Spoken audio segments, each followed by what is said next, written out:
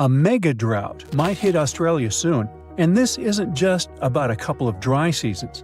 We're talking about 20 years of little or no rain. While Australia could be facing the longest and most devastating drought since official records began, the rest of the world might struggle to buy bread, flour, or cereals. Energy prices are likely to spike globally, and neighboring countries like New Zealand, Indonesia, and Malaysia must be prepared to receive Australians directly affected by the lack of water.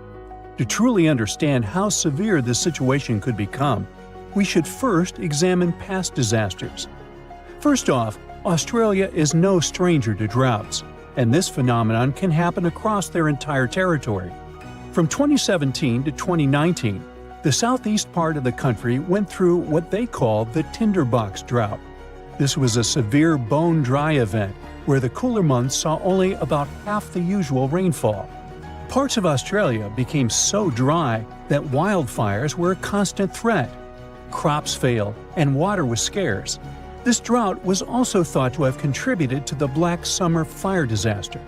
By the end of 2019, bushfires were raging across the country on a scale never seen before, with people describing them as rivers of lava flowing down from treetops. The losses were staggering. The tourist industry alone took a hit of $2.8 billion, and over 7,000 jobs disappeared as a result of this difficult period. The tinderbox drought was a big reminder of what Australia might face in the future. That's why it's so important to understand what happened in the past to get a full picture of a possible 20-year mega-drought. But there is one problem. Even though droughts are relatively common in Australia, the rainfall data available until today isn't enough for researchers to predict the future, and our records only go back to around 1900. So experts decided to study tree rings to uncover missing environmental data. If you look at a tree stump, you'll notice concentric rings on its surface. As trees grow, they form new rings, and the thickness of these rings depends on how much water they get. During a mega-drought, the rings appear thinner because the trees don't have much water. Unfortunately, these natural records usually only go back a few hundred years, and it only tells us about specific local conditions, not the situation across all of Australia. So, experts turn to computer models to simulate how Earth's climate changed from the year 850 to 2000. This approach helped them to paint a picture of when megadroughts might have occurred in Australia and how to predict what might happen in the future. But what they were really interested in was whether the human factor might be making this scenario worse over the years and if we are somehow intensifying these dry periods. So, are we to blame for these megadroughts? The short answer is, we're not sure yet. On one hand, dry periods in Australia do seem to last longer than they did before factories and machines became common. On the other hand, they don't seem to be getting more intense or happening more often than before industrial times. This means a drought lasting 20 years might not be directly linked to human activities. Actually, this kind of phenomenon is just a normal part of how rainfall changes in Australia over time. This is backed up by evidence from ice cores, which suggests that a 39-year drought hit eastern Australia around 800 years ago. What makes it all so fascinating is that there isn't just one cause for this phenomenon. I mean, there is no single mechanism that explains all cases of megadroughts. It happens because the right combination of ocean and atmospheric conditions come together, and you end up with a drought. And just by random chance, you might have periods where there are 100-year-long droughts. Despite what many people think, megadroughts are not geographically isolated. They have occurred on every continent except Antarctica over the past 2,000 years, and are often linked to natural events. For instance, megadroughts in North America and Southwest South America were driven by El Niño, where the Pacific Ocean near the equator gets warmer than usual, disturbing normal weather patterns. They are not rare events either. In fact, the U.S. Southwest has been experiencing a megadrought since 2000. It's being considered the driest period in 1,200 years for the region. Major reservoirs like Lake Mead and Lake Powell are at low levels. Heat waves are hitting cities like Phoenix and Las Vegas harder than ever. and wildfires are happening more frequently as the land gets drier. Now, let's think about the future. Even though we have a very recent and concrete example from the US, research can't exactly predict how a 20-year megadrought would play out in Australia. Usually, such events show up mainly as reduced rainfall and snowfall. But in most areas, the increase in drought risk will be caused by a warmer, more arid atmosphere. So the ground will probably look parched and cracked, rivers and lakes will likely shrink, and the sky will be relentlessly clear and blue, with barely a cloud in sight. Farmers might struggle to grow crops, making grocery prices rise worldwide. Things like bread, flour, and cereals may become scarcer, as Australia supplies about 13% of global wheat exports. Coal mines might be affected, as they depend on water for extraction, washing, and processing. That might drive up power costs for industries around the world, which could be passed on to consumers, impacting global growth and inflation. As cities might face water shortages, Australians will likely find new ways to conserve every drop or maybe move to New Zealand or Southeast Asia. Now, you're probably thinking, when is this big event going to happen? Honestly, it's really hard to predict exactly. Megadroughts can happen every 150 to 1,000 years, but experts think Australia should be ready for one to happen in the next 10 years or so. And this possibly should be taken seriously. This phenomenon has been known to contribute to the collapse of entire civilizations. Take the Akkadians of Mesopotamia, who built the world's first empire more than 4,000 years ago. Studies of moisture at the ruins of Akkadian cities suggest that they experienced a massive drought lasting 300 years, and this may have led to their collapse. A similar thing happened to the Assyrian Empire, which existed over 2,700 years ago, in what is now northern Iraq. For years, it was a real mystery why they left their capital of Nineveh and never returned. But recent studies of a stalagmite in the Cunaba cave revealed that the rise and fall of the empire coincided with a wet period followed by a 125-year-long megadrought. Because they were very dependent on seasonal rain for agriculture, this dry period made their life much harder.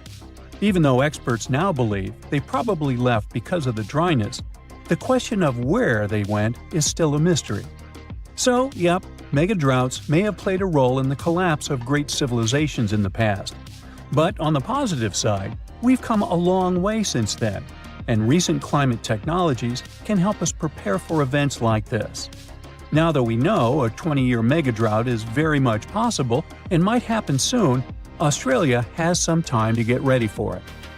Developing strong water management plans to mitigate the severe impacts of a megadrought is more than necessary, and it's also important to create community support networks to provide emotional and financial support to people, particularly farmers, who are more affected directly by this event. If initiatives like these emerge in the coming years, those 20 years of drought could be less intense than most people might expect. So, a few years ago, in 2019, folks in Australia said they liked an old idea with a new twist, using extra floodwater from the north to help dry areas in the west and south. This plan got the name of the new Bradfield scheme. It was based on an old idea from the 1930s. The idea was to catch floodwater from the north and move it to the south and west. But the original plan never actually happened. Over the years, lots of experts said it wouldn't work. They thought it was too expensive and too tricky to build, even though it could potentially help fix drought problems in dry parts of Queensland. The original idea appeared a long time ago, when an engineer named John Bradfield got a big idea. He wanted to take floodwater from rivers in northern Queensland and send it inland to Lake Erie, one of the driest spots in Australia. He planned to use dams, pumps, really big pipes, and even tunnels to transport all that water over the Great Dividing Range, a big mountain range in Australia. The biggest dam would have been called Hell's Gate, and Bradfield wanted it twice as tall as what it was originally planned. This way, pumps and gravity could help move the water over the Great Dividing Range. The water would then flow south and help irrigate farmland near places like Hughenden. It would change the weather, make it rain more, and turn the dry land into green farms. Eventually, it would reach Lake Erie, turning the desert into a green growing area. That way, Australia could grow more food, sell it to other countries, and make more jobs. He hoped that the area could turn into a food bowl for the country. For some time, people talked about the plan a lot. They loved the idea. They thought it could change how farming worked. And some even believed that nature had already planned for the land to be filled with water. Dry rivers and lake beds were just waiting to be used. They even said that rains fell on the wrong side of the mountains, and Bradfield's plan could fix that. But when the authorities looked into this idea, they found big problems. And the main one was that the plan would cost too much. Plus, there weren't enough scientists or engineers to do a full investigation. The land was too dry and harsh. No one was sure it would even work, like how much water would really get there. Plus, some of Bradfield's measurements were wrong, especially the dam heights. So, in 1947, they officially shut the project down, claiming that even if they built the project, it wouldn't be worth it. After all, even places next to oceans, like parts of Chile, still stay bone dry, so a big lake might not result in more rain. And still, in 2019, one political party brought the idea back with an updated version called the new Bradfield scheme. They wanted to try it again, but with some changes to make it work better. Their plan included the following steps. Take water from the South Johnstone, Tully, Herbert, and Burdekin rivers. Store that water using a big dam called Hell's Gate Dam, but this time they wanted to make the dam twice as tall as in the original plan. Let the water flow through tunnels using gravity instead of using lots of pumps. Move the water under the mountains and into the Warrego River in southern Queensland. Use the water to grow crops in dry places south and west of Hughenden, a huge area even bigger than Tasmania, eventually turning it into a food bowl.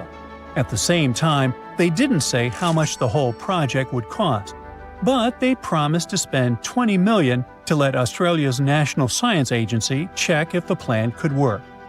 Those innovative ideas sounded good, but for over 80 years, loads of experts kept saying, "Nope, it won't work."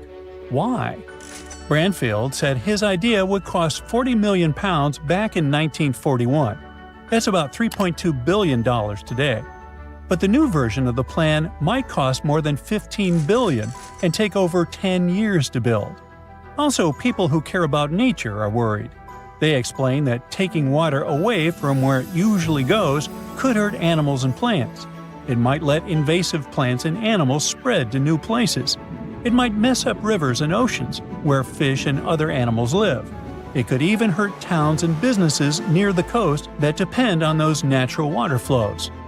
Still, some people really believed in the idea and thought it was worth doing, especially to help farmers and fix drought problems. However, in 2022, the government decided to stop trying to fix the drought in western Queensland with the Bradfield scheme.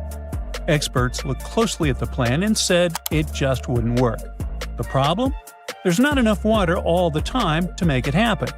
Apparently, the new cost of the plan would have been over $30 billion. That's a huge amount of money. You could buy yourself a fleet of private jets and luxurious yachts, and more. So experts said you'd need lots and lots of water to spend that kind of money, but the water just isn't there. Now, instead of one huge project, they suggested doing smaller water projects closer to where the rain and waterfalls are. These smaller projects, called mini Bradfield grids, would be in 4 places along the Queensland coast. Those little grids could share water when some places had more or less rain. Other scientists looked at the plan too, and they agreed. Even if things went super well, the Bradfield scheme would still cause problems and cost way too much, while the mini water grids project looks more plausible. They think the dry parts west of the mountains will do better without the full-scale Bradfield scheme. There are easier and cheaper ways to help those places grow and get water. So the big plan was dropped, and now they're looking at smarter, smaller ideas to help with water and farming. And the matter is quite urgent. Australia is a super dry place, one of the driest places people actually live in. When there's a drought, there's not much water around. That means farms don't grow as much food, and that can cause a lot of problems. In the future, droughts are likely to happen more often and be worse. That's why it's necessary to start getting ready now. Experts are working on something called the Drought Resilience Mission, trying to figure out how to deal with droughts better in the future. One of them looked at how much droughts actually cost Australia.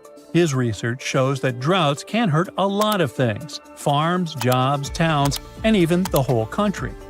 When there's no rain for a really long time, some towns can actually run out of water. That's called day zero. It's when the taps in people's houses get turned off because there's just no water left. In 2020, a town in Queensland called Stanthorpe hit day zero. About 50 other towns were really close too. When such a situation happens, the only way to get water is by bringing it in with trucks, and that's super expensive. Stanthorpe had to get around 20 trucks of water every day for a year and a half. It cost them about $800,000 every month. In the end, they spent over $14 million just to have water. Luckily, it started raining again and filled the dams back up. But the authorities are working on ways to stop this kind of thing from happening again.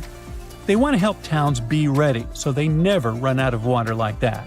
Because drought just doesn't mess with water, it can also mess with people's health.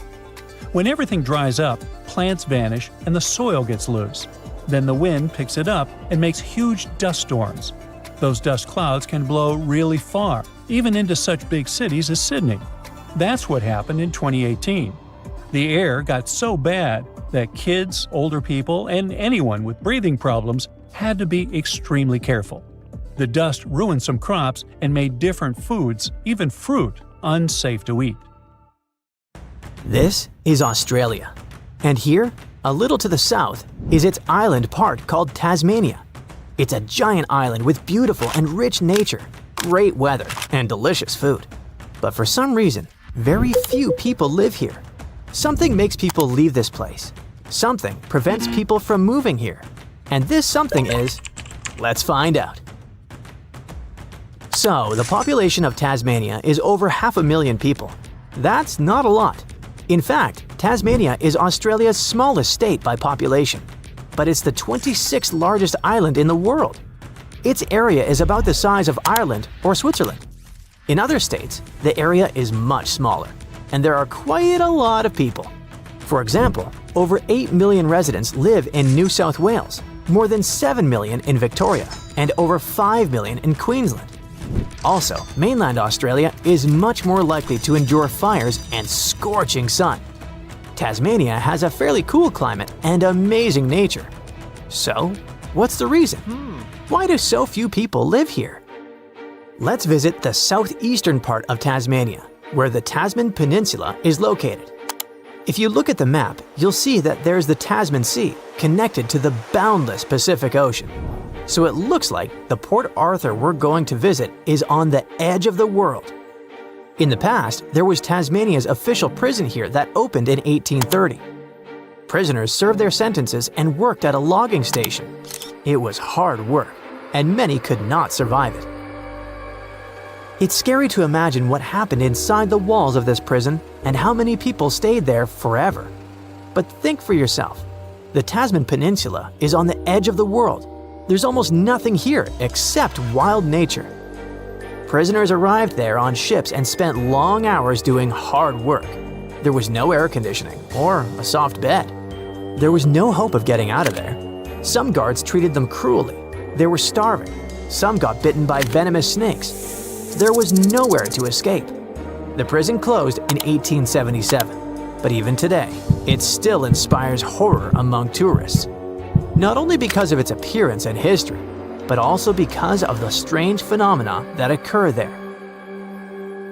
According to rumors and legends, the spirits of prisoners roam the territory of Port Arthur. And on Monday morning, you can hear bells ring in an old ruined church building. But the thing is, the bells haven't been there for a long time. Of course, those are all rumors, and there are no confirmed facts. But you might feel uncomfortable in this place because of its sinister past and creepy atmosphere. Port Arthur is one of the most mysterious places in Tasmania. But there's something worse. Welcome to Franklin House. It's a large estate with gardens and a huge building.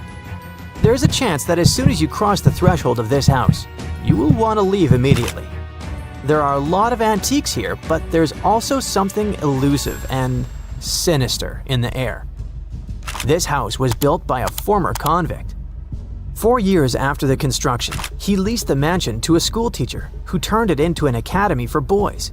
It's not known what happened in the walls of this building in the past, but today, according to rumors, mysterious phenomena take place here.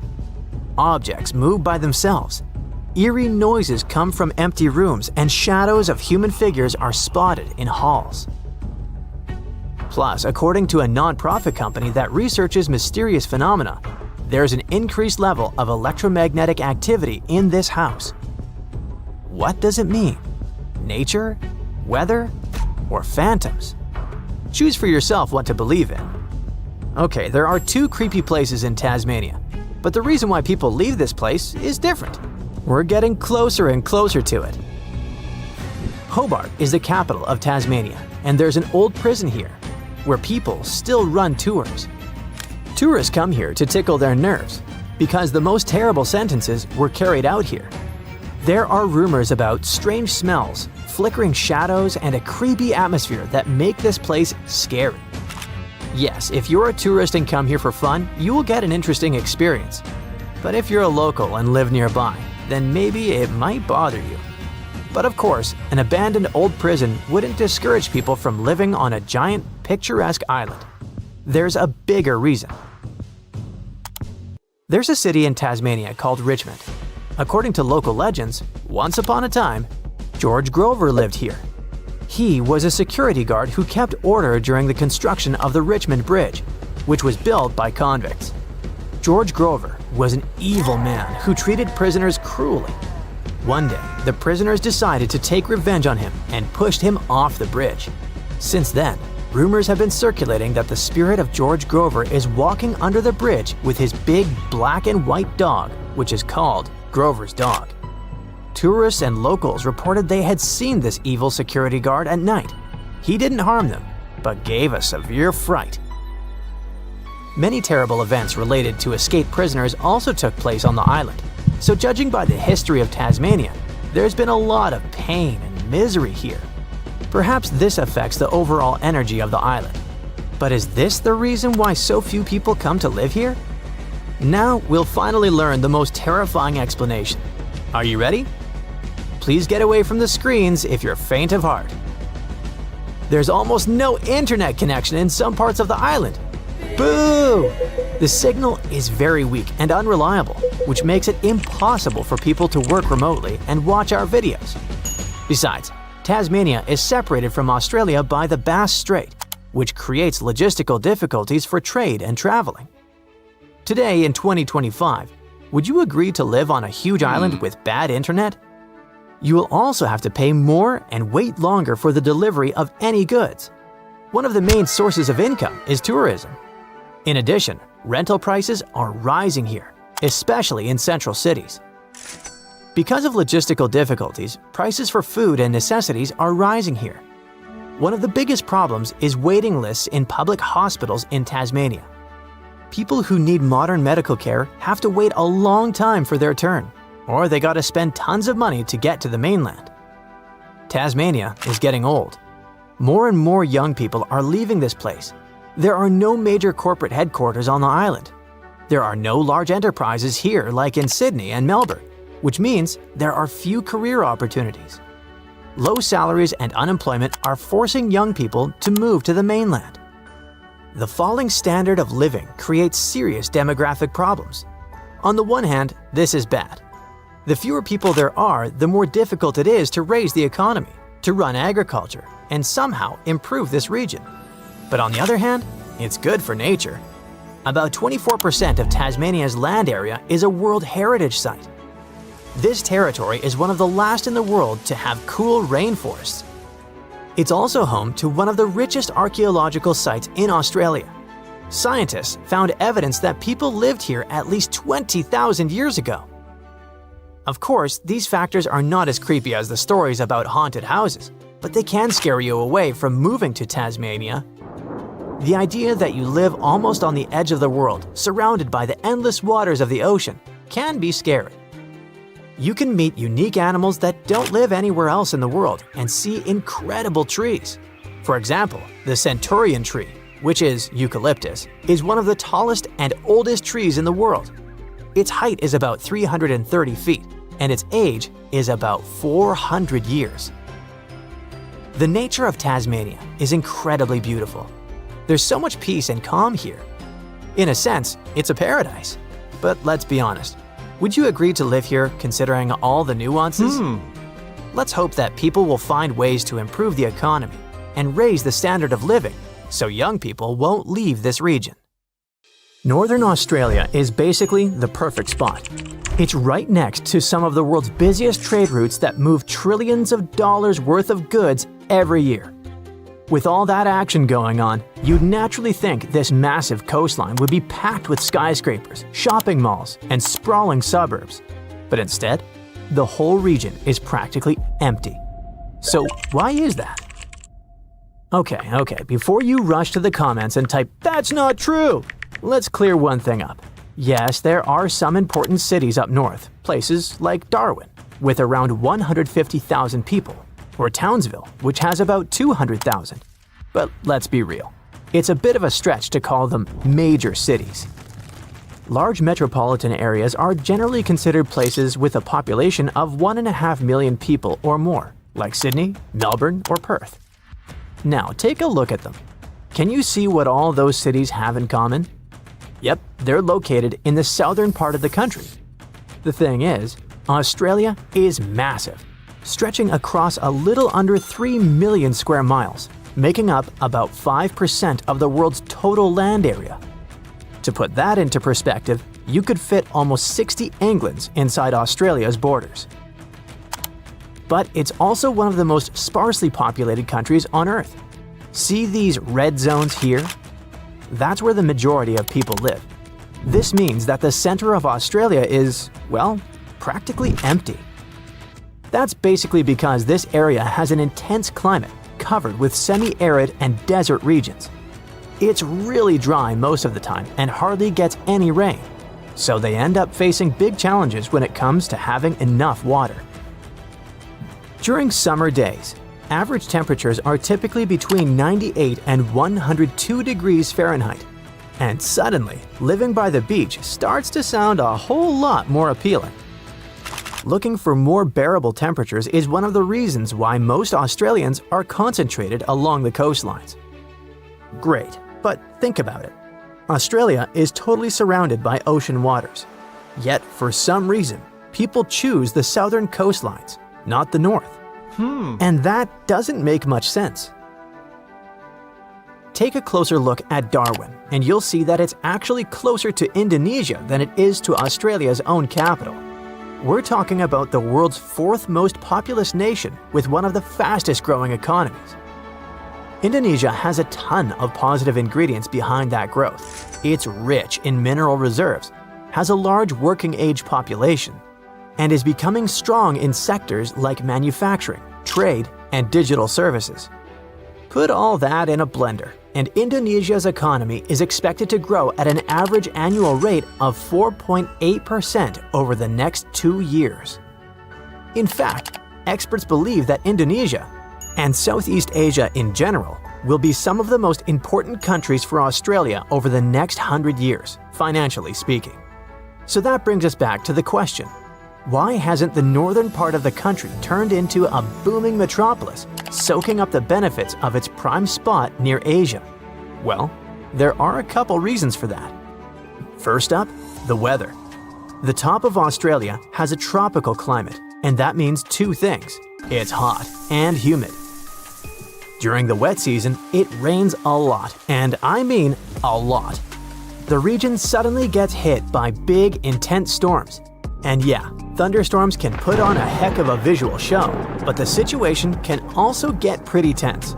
Because when it rains that much, it also floods, sometimes badly. And that can lead to roads being closed and towns getting completely cut off. As a result, producers have a hard time distributing their goods, and stores sometimes end up with empty shelves. It's like a domino effect. The afternoons feel super sticky, with the air so humid it feels like you're walking around wrapped in a warm, wet blanket. During the wet season, the humidity often stays above 70%. But sweat isn't the only problem. The real issue is that all the heat and dampness cause infrastructure to wear out a lot faster. The wet season also means it's a tropical cyclone season. Cyclones can stick around for days or even weeks and often follow messy, unpredictable paths. They're dangerous and bring all kinds of hazards, like extreme winds, heavy rainfall, and storm surges. Then, a few months later, comes the dry season. Humidity takes a break, and there's very little rain. But that means the same wetlands dry up and vanish under the scorching sun, leaving cracked earth behind. That leads to dust, fire risks, and water shortages. This kind of wild weather might work out fine for small towns or a few businesses, but it's a real problem if you want to develop a big city. Major cities need reliable infrastructure and steady access to water and energy, and the North doesn't provide any of that easily. Maintaining a modern city up there would cost a fortune, without a big local population to help pay for it. Mining companies do operate in the North, extracting minerals, gas, and other resources. But they don't build cities, they build temporary towns. Workers fly in for a few weeks, then fly back home. There is money in the North, but it doesn't translate into busy centers. Alright, so here's the second reason why there aren't any big cities up north. The place is super remote. Sure, it is closer to Asia, but that's a whole other continent. When it comes to Australia's own big cities like Sydney or Melbourne, it's really far away. The problem is that the North has always been lacking good roads and railways, and that's related to how things played out in Australia's history. Some would say it's kind of a too little too late situation. Because, you see, back when Britain first settled Australia in 1788, they made practical choices. Over the years, settlers picked spots with safe harbors, manageable weather, and fertile soil. All things the northern coast just didn't have. Early attempts to build towns up north like Port Essington and Fort Wellington failed spectacularly because of disease, isolation, and harsh conditions. Only Darwin managed to survive, but like I mentioned earlier, it never grew into a major city. But none of this means the region was empty before Europeans arrived. And that brings us to reason number 3, protected areas. The North has long been home to diverse Aboriginal and Torres Strait Islander peoples, groups who were living there thousands of years before Britain showed up. Over the years, many areas have stayed under traditional ownership or have remained really significant and important to Indigenous communities. Even today, big parts of northern Australia are Indigenous lands, national parks, or conservation zones. These lands are protected by law, so developing these areas means navigating complex legal agreements and risking damage to places of enormous cultural and spiritual significance. In other words, it's not exactly easy to just come in and say, "Hey, let's build a big metropolis right here." But it's not like the idea hasn't crossed people's minds. Experts have come up with plans every now and then to open up the North. Many of those plans have ended up failing, mostly because of all the reasons I've already talked about in this video. Even in 2025, the North's remoteness is still a problem, but that doesn't mean it can't be developed. And right now, there's fresh buzz around that old dream, with the Northern Australia Action Plan working to crack the code. Authorities are pouring billions into roads, ports, and infrastructure, hoping to spark industries like clean energy, minerals, and agriculture, all while working closely with Indigenous communities who call the North home. It's a bold vision, sure, but it just might finally turn this vast, wild region into a thriving frontier. For now, though, we just have to accept that the North remains mostly wild, full of intense storms, breathtaking landscapes, and unique animals you can't find anywhere else. So many asteroids pass through our solar system and we don't even know about it. Those are rocky pieces of material left over from the time when our solar system was forming, about 4.6 billion years ago. They move around the sun, but not in the way planets do. We're talking about true rebels that prefer to follow some pretty strange paths. Plus, they spin in different ways as they travel between planets and other space objects. And the majority of them come from the main asteroid belt that's located between Jupiter and Mars. Most stay there. But Jupiter has quite a strong gravity, so it can push some of those flying rocks in different directions, and towards us too. They're sometimes round, and sometimes they have odd shapes, with pits and holes from all that crashing into other space rocks. As we currently know, there are more than 1 million of them in the main asteroid belt, and that's all good until some of them move in our direction. NASA keeps an eye on them, so we know everything's fine, at least for now. But that wasn't always the case with our beloved home planet. If Earth could talk, it would probably share so many crazy asteroid stories. We're talking about those space rocks that left impact craters we call domes. They have a specific shape with a raised center, similar to when you throw a pebble in a pond and see some water splashing upward. But we'll never be able to learn about many others. I know this raised center sounds like something you're supposed to see right away, especially if an asteroid that once slammed into the surface was big. But we're talking about millions and millions of years of erosion, so wind, water, and even gravity do what they do best and erase traces. They wear down impact domes, and some sites even end up hidden under layers of rock and dirt, or they disappear forever because Earth's tectonic plates keep moving around. Check out the Moon. It's experienced many collisions too, but over there, there's no ocean or tectonic plates moving around, or even wind to slowly, through millions of years, erase craters from its face. Basically, its entire history is written on its surface. But Earth has its own forces that can erase such places as the Vredefort impact structure and the Chicxulub crater. You know, the famous one that wiped out the dinosaurs? Luckily, scientists have new methods to find ancient craters. They often focus on the mess impacts made, which means the materials they threw around.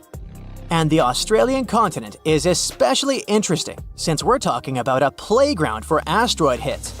By that, I mean ancient supercontinent Gondwana that dominated the South hundreds of millions of years ago. Experts know about 38 impacts, plus they speculate about 43 more. Some structures are relatively small, while others are big and completely hidden. And recently, a scientist named Tony Yates has discovered strange underground magnetic patterns in New South Wales, Australia. Yay! New clues of a giant asteroid impact! And when I say giant, I really mean it. It's a structure 323 miles in diameter. This might be the largest impact site ever found. This spot is called the Deniliquin structure. Its magnetic patterns show characteristic ripples around the center, like when a rock hits the water. There are also fractures that go outward from the center. And it seems rocks from inside Earth ended up pushed into these fractures. That's a typical story for big asteroid impacts. This structure was probably located in eastern Gondwana hundreds of millions of years ago, way before it split into several continents, including Australia. At the moment, all we know about this crater is what we see on the surface. To find more information about this collision and get some proof, we'll have to drill into the ground. An asteroid this big is definitely not a joke. It could have caused a massive ice age and maybe even wiped out around 85% of species, even more than the asteroid that ended dinosaurs. In 4.5 billion years, which is how long our planet has existed, it's been punched by hundreds of big asteroids. But that doesn't mean every space rock that enters our atmosphere really makes it all the way to the ground. Most of those that manage to pass the atmosphere are relatively small, for instance, 3 feet across. That's good for us because any space rock that's less than 82 feet in diameter most likely won't make it past our planet's atmosphere. Since these space rocks come towards us very fast, they heat up the gases in the atmosphere, which burns them away. By the way, Once cosmic intruders enter our atmosphere, they turn into meteors. And in most cases, they don't cause much damage, if any, as they fall down. But we used to have way larger things flying around and crashing into Earth. At least 190 of them have left scars you can still see today. One of the really big ones is in South Africa. It's 99 miles wide. It's actually the largest. At least that's what scientists think at the moment, because they still need to check as many details as possible about this new crater in Australia. This one in South Africa formed about 2 billion years ago, and an asteroid that created it was probably larger than the one that had wiped dinosaurs away. And when an asteroid is bigger than 0.6 miles, it can have really big effects across the world. This impact was so strong that it could have caused fires everywhere and thrown lots of dust into the air. And when you have so much dust in the atmosphere, the climate on the planet can change for months or even years. Then we also have the most popular asteroid that made a giant hole we today call the Chicxulub crater. You know the story. It crashed into our planet 66 million years ago when dinosaurs were wandering around, catching food, falling in love. Basically, just doing their thing. The crash itself didn't erase them right away. It threw a lot of debris into space, and when it fell back to Earth, fires and flames were everywhere. The hit also produced a big cloud of dust that covered the planet for years. This cloud blocked the sunlight, which harmed plants and entire food chains. Even those dinosaurs that survived the crash and such difficult conditions had a hard time finding food, so they didn't make it. At least they left us many fossils and turned into the inspiration for movies and stories. A long time ago in Canada, something big crashed into our planet and left a big hole we today know as the Sudbury Basin.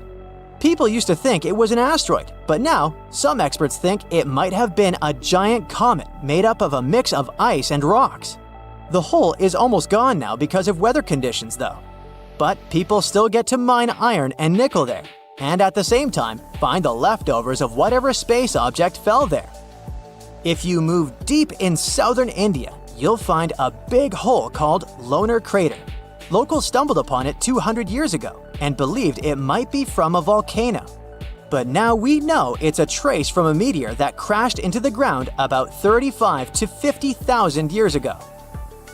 What's so special about this crater is that it's the only one known to have formed in a type of rock called basalt. Around the crater, there are hills covered in trees, and animals like peafowls and gazelles live there. Birds also like to visit the lake near the crater during the winter. And the lake itself is quite interesting too.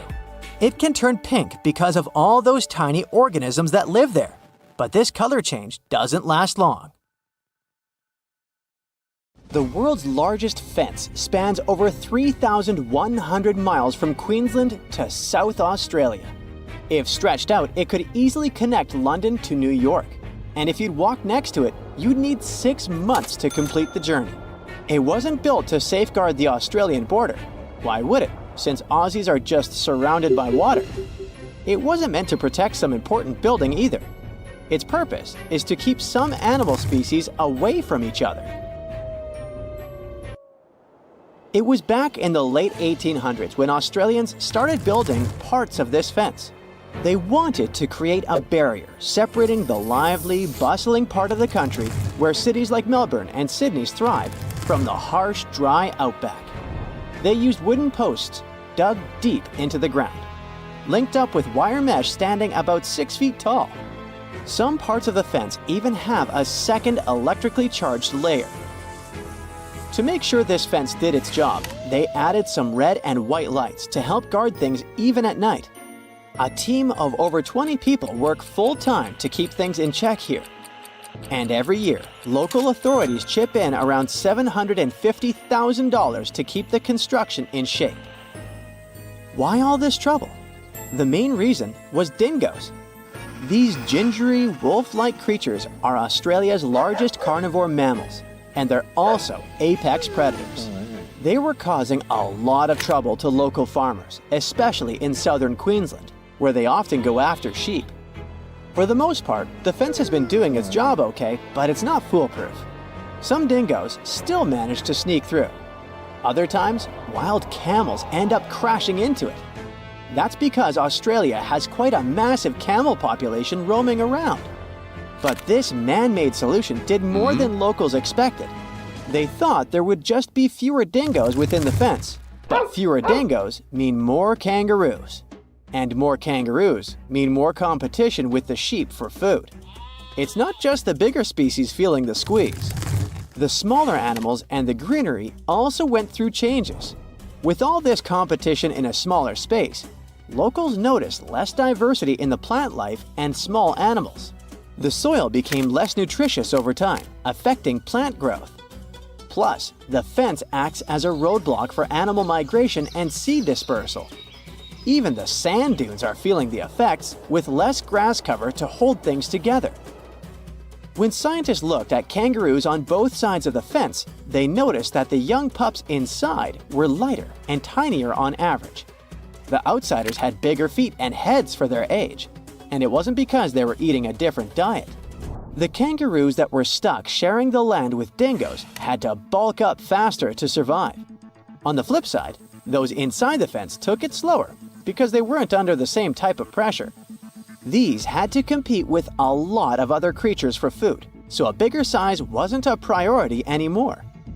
Researchers are still not sure if this difference is a quick fix or a long-term gene adaptation. What about domesticating dingoes? Wouldn't that help?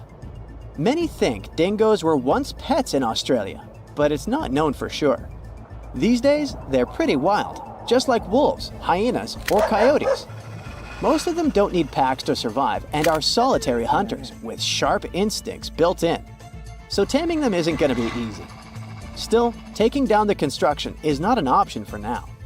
Australians are so strict when it comes to making sure dingoes are kept away that they even put laws in place for people who mess up with the fence. Leaving a crossing gate open can put people behind bars for up to 3 months. Damaging the fence can cost people 6 months' worth of their freedom. It wasn't the first time Australians thought a fence could help with animal issues. Before they needed it for dingoes, they experienced a serious bunny invasion. Cute as they are, rabbits were damaging the land used for farming, so locals thought of a 3-part fence. The first one stretched all the way from Ravensthorpe in the south to Pardue Station on the Pilbara coast. It was over 1,100 miles long, making it the longest unbroken fence globally at the time. All these bunny problems could have been traced back to a man named Thomas Austin. Back in 1859, when he first came to the land down under, he thought it would be a good idea to release a few rabbits into the wild, thinking it would add a bit of charm to the place. But since rabbits aren't native to Australia, they didn't have any natural predators at the time. They're also pretty adaptive creatures, needing just some grass for feeding. They reproduce at astonishing speeds too. A mama rabbit can have 4 litters a year, with as many as 5 bunnies each. Pretty soon, their numbers boomed. By the late 1880s, the bunnies had caused so much damage that local authorities came up with a proposal. They'd offer the equivalent of almost $2 million today to anyone who could come up with a solution to this long-eared problem. Nobody claimed the prize, but a commission did gather a bit over a decade later and came up with the fence idea. Maintaining those fences was complicated. They had inspectors keeping an eye, with each one responsible for a stretch about 500 miles long. There were also these boundary riders patrolling smaller sections, using bikes at first, then switching to camels or using camels to haul buggies. They even tried using cars at one point, but they couldn't handle the rough terrain and constantly had punctured tires. In terms of its effectiveness, well, by 1902, rabbits were already hanging out on the wrong side of the fence. That's why, 4 years later, they put up another one. It worked for a while, so much so that the local authorities didn't bother helping out farmers past that second fence with rabbit netting loans. Those caught between the two fences, however, still had a rough time dealing with rabbit trouble. Soon enough, rabbits spread even over fence number 2, and it was clear the solution didn't work. In some areas, even while the fences were being built, those sneaky bunnies found their way past them. To this day, the rabbit population still sometimes puts the Australian officials through rough times. The dingo fence may be the longest one, but it's not the weirdest. The aquarium fence in Turkey might take that prize. This 164-foot aquarium fence was built to make sure the expensive villa's ocean view would be visible from every one of its levels. These days, it gathers a lot of tourists from all over the world, eager to see the variety of fish it contains, and even the octopuses. Putting up a see-through structure wasn't hard. The real challenge was connecting the aqua fence to the Aegean Sea through a buried pipeline stretching across 13,000 feet of land. This ensures water constantly flows, keeping the aquarium clean and the fish happy. To make sure no one damages the delicate fence or steals any of the fish or two, the owner also invested in security. He installed a network of 17 cameras equipped with facial recognition. Visitors are free to look and take pictures, but step too close and you're likely to trigger alarms. Another one of those weird fences is New Zealand's bra fence. If you ever find yourself through central Otago, you might stumble upon a fence adorned with bras of all kinds of shapes, sizes, and patterns. Its story takes us back to 1999, when people in the area found 4 bras mysteriously hanging on the fence near Cardrona Valley Road. Some were a bit surprised, but then others started adding their bras to the decor. Some more bras appeared and it became a must-see spot for tourists. Its popularity was so high that at times it caused traffic problems in the area. Why is Australia so strangely empty? Why haven't we discovered so much of the ocean? Is our planet a perfect sphere? And was the Earth once more purple than green? I bet you didn't know these facts about our planet, so let's find it all out. Australia is really massive. To make it easy to understand its size, it's nearly as large as the entirety of Europe. Home to around 26 million people, Australia is among the countries with the least population per area. It's ranked only 55th for the highest population in the world, while it has the 6th largest land area. Why is so much of it empty? A good guess would be the many dangerous animals hiding behind every rock. At least this is enough for me to avoid Australia. But there's one specific reason to explain this. The dryness of Australia ensures that 85% of the population lives within 30 miles of the coast, and 80% of them live along the eastern side where rainfall is more common.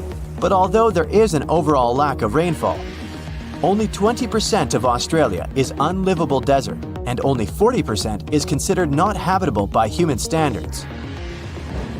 The water consumption is actually higher than their average rainfall each year, but there is a further ancient water source hidden way below, which can support a much larger population.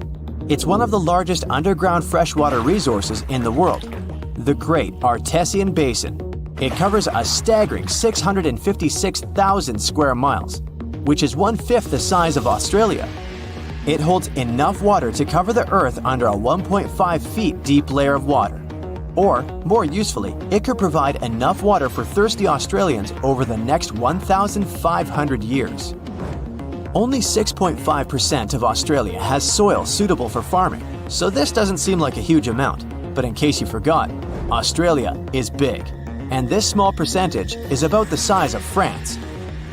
With this massive area available for farming, Australia has more than enough to feed its population, with a further 70% of agriculture products that are exported overseas. So, with plenty of land, food, and water, why are the population figures so low? A very slow migration process is the reason. First, only people from the United Kingdom lived there. Then, they opened their borders to other Europeans, and this restriction remained in place until 1973. You would think almost 200 years would be enough time for a lot of people to migrate, but Australia was just so far away. The risk of traveling such a long way and the cost of the journey meant that people from Europe prefer the shorter and cheaper options to migrate elsewhere, like Canada or the USA. For the past 2,000 years, people have understood that Earth is round. But did you know that it's not a perfect sphere? Through the wobbly rotation of Earth, our planet constantly changes its size, very slowly of course. The North and South poles are surprisingly flat. Earth is pretty much like a ball being squished. Imagine there's a giant hand with the fingers pressing at both poles. Because of this pressure, the equator pushes a little outwards. Along with an uneven gravitational field, Earth has loads of gravity glitches, some positive and others negative, creating an uneven, rocky, and bumpy surface. Some places on Earth have more gravity than others. If you weighed yourself along the equator, you would weigh 0.5% less than at the poles. Not a whole lot, and definitely not worth the trip to change your weight. If you were to measure the length from the center of the Earth towards the furthest point of Earth, you would be shocked that Mount Everest isn't at the end of it. Instead, it's along the equator, which is the pushed-out part.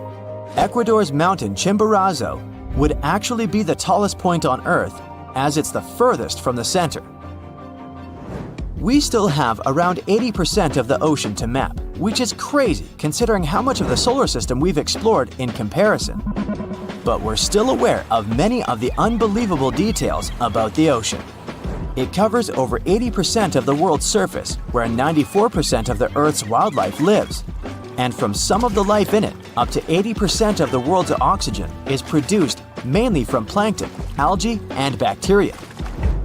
One of the most famous, already mapped places is the Mariana Trench. It's the deepest point on Earth, as low as almost 7 miles deep. That's a huge 5 times the length of the Grand Canyon and deeper than Mount Everest is tall. It's also home to one of the most ancient seabeds on Earth, casually laying low for about 180 million years. The pressure at the bottom is over 1,000 bars, but although this is 1,000 times more than normal pressure, life still flourishes here. Throughout the ocean, there is an estimated over 3 million shipwrecks lying in the murky depths. Countless artifacts sit there untouched, and there could be more than all the world's museums. The mid-ocean ridge is the longest in the world, reaching 40,000 miles. That's almost 10 times the size of the Andes, the longest mountain range on land. The sun is the reason behind the blue and aqua colors of the ocean. This color isn't from the reflection of the sky, though they are both blue for the same reason. The surface of our planet receives white light from the sun, and it absorbs the orange, red, and yellow light stronger. It doesn't absorb the blue light so much, so it returns to how we see it. Of course, this only occurs based on how pure the water is. If the water is full of mud or algae, they scatter the light and overpower the water's natural blueness. There are many factors that determine what color we see on our planet. Could you believe that the Earth was green before? Instead, it was purple. Chlorophyll in our atmosphere absorbs mainly blue and red wavelengths from the sun and reflects the green ones to what we see our planet as today. Long ago, ancient microbes called retinal dominated the Earth instead of chlorophyll. They absorbed green light and reflected red and violet light. Those microbes had a simpler structure, so they were easier to produce in the low oxygen environment of the early Earth. They provided our planet with a purplish color instead of green. But chlorophyll is more efficient, and as the Earth was developing, it eventually took over. Imagine that billions of years ago, faraway observers could see our home as a small purple dot. I wonder if we could have also been purple. Probably not. The biggest tree on Earth is a giant sequoia named General Sherman. It stands over 280 feet, almost reaching the height of a 26-story building. They believe it to be 2,700 years old, with a circumference of 1,000 inches. Its weight is a staggering 1,800 tons. That's heavy, but it isn't the heaviest living thing on Earth. In Utah, a huge grove of trees called Pando works like a single colony of trees. The massive root system connects all of them together with up to 47,000 stems. It weighs up to 6,000 tons and is 80,000 years old. It makes it the oldest living thing known to humans. Now, what about the biggest area of one being? Off the coast of Western Australia, a seaweed grows to an unthinkable size. The Poseidon's ribbon weed has been growing for 4,500 years, spreading underground clone shoots. It's all connected and shares the same DNA with most of its shoots. It covers a massive 77 square miles, the same size as 28,000 soccer fields, or the size of Nebraska. And it won't stop there either, as it continues to grow by 2 feet each year. It's hard to even picture the scale of these enormous beings. Now, just imagine if they were all purple. It's June of 1857.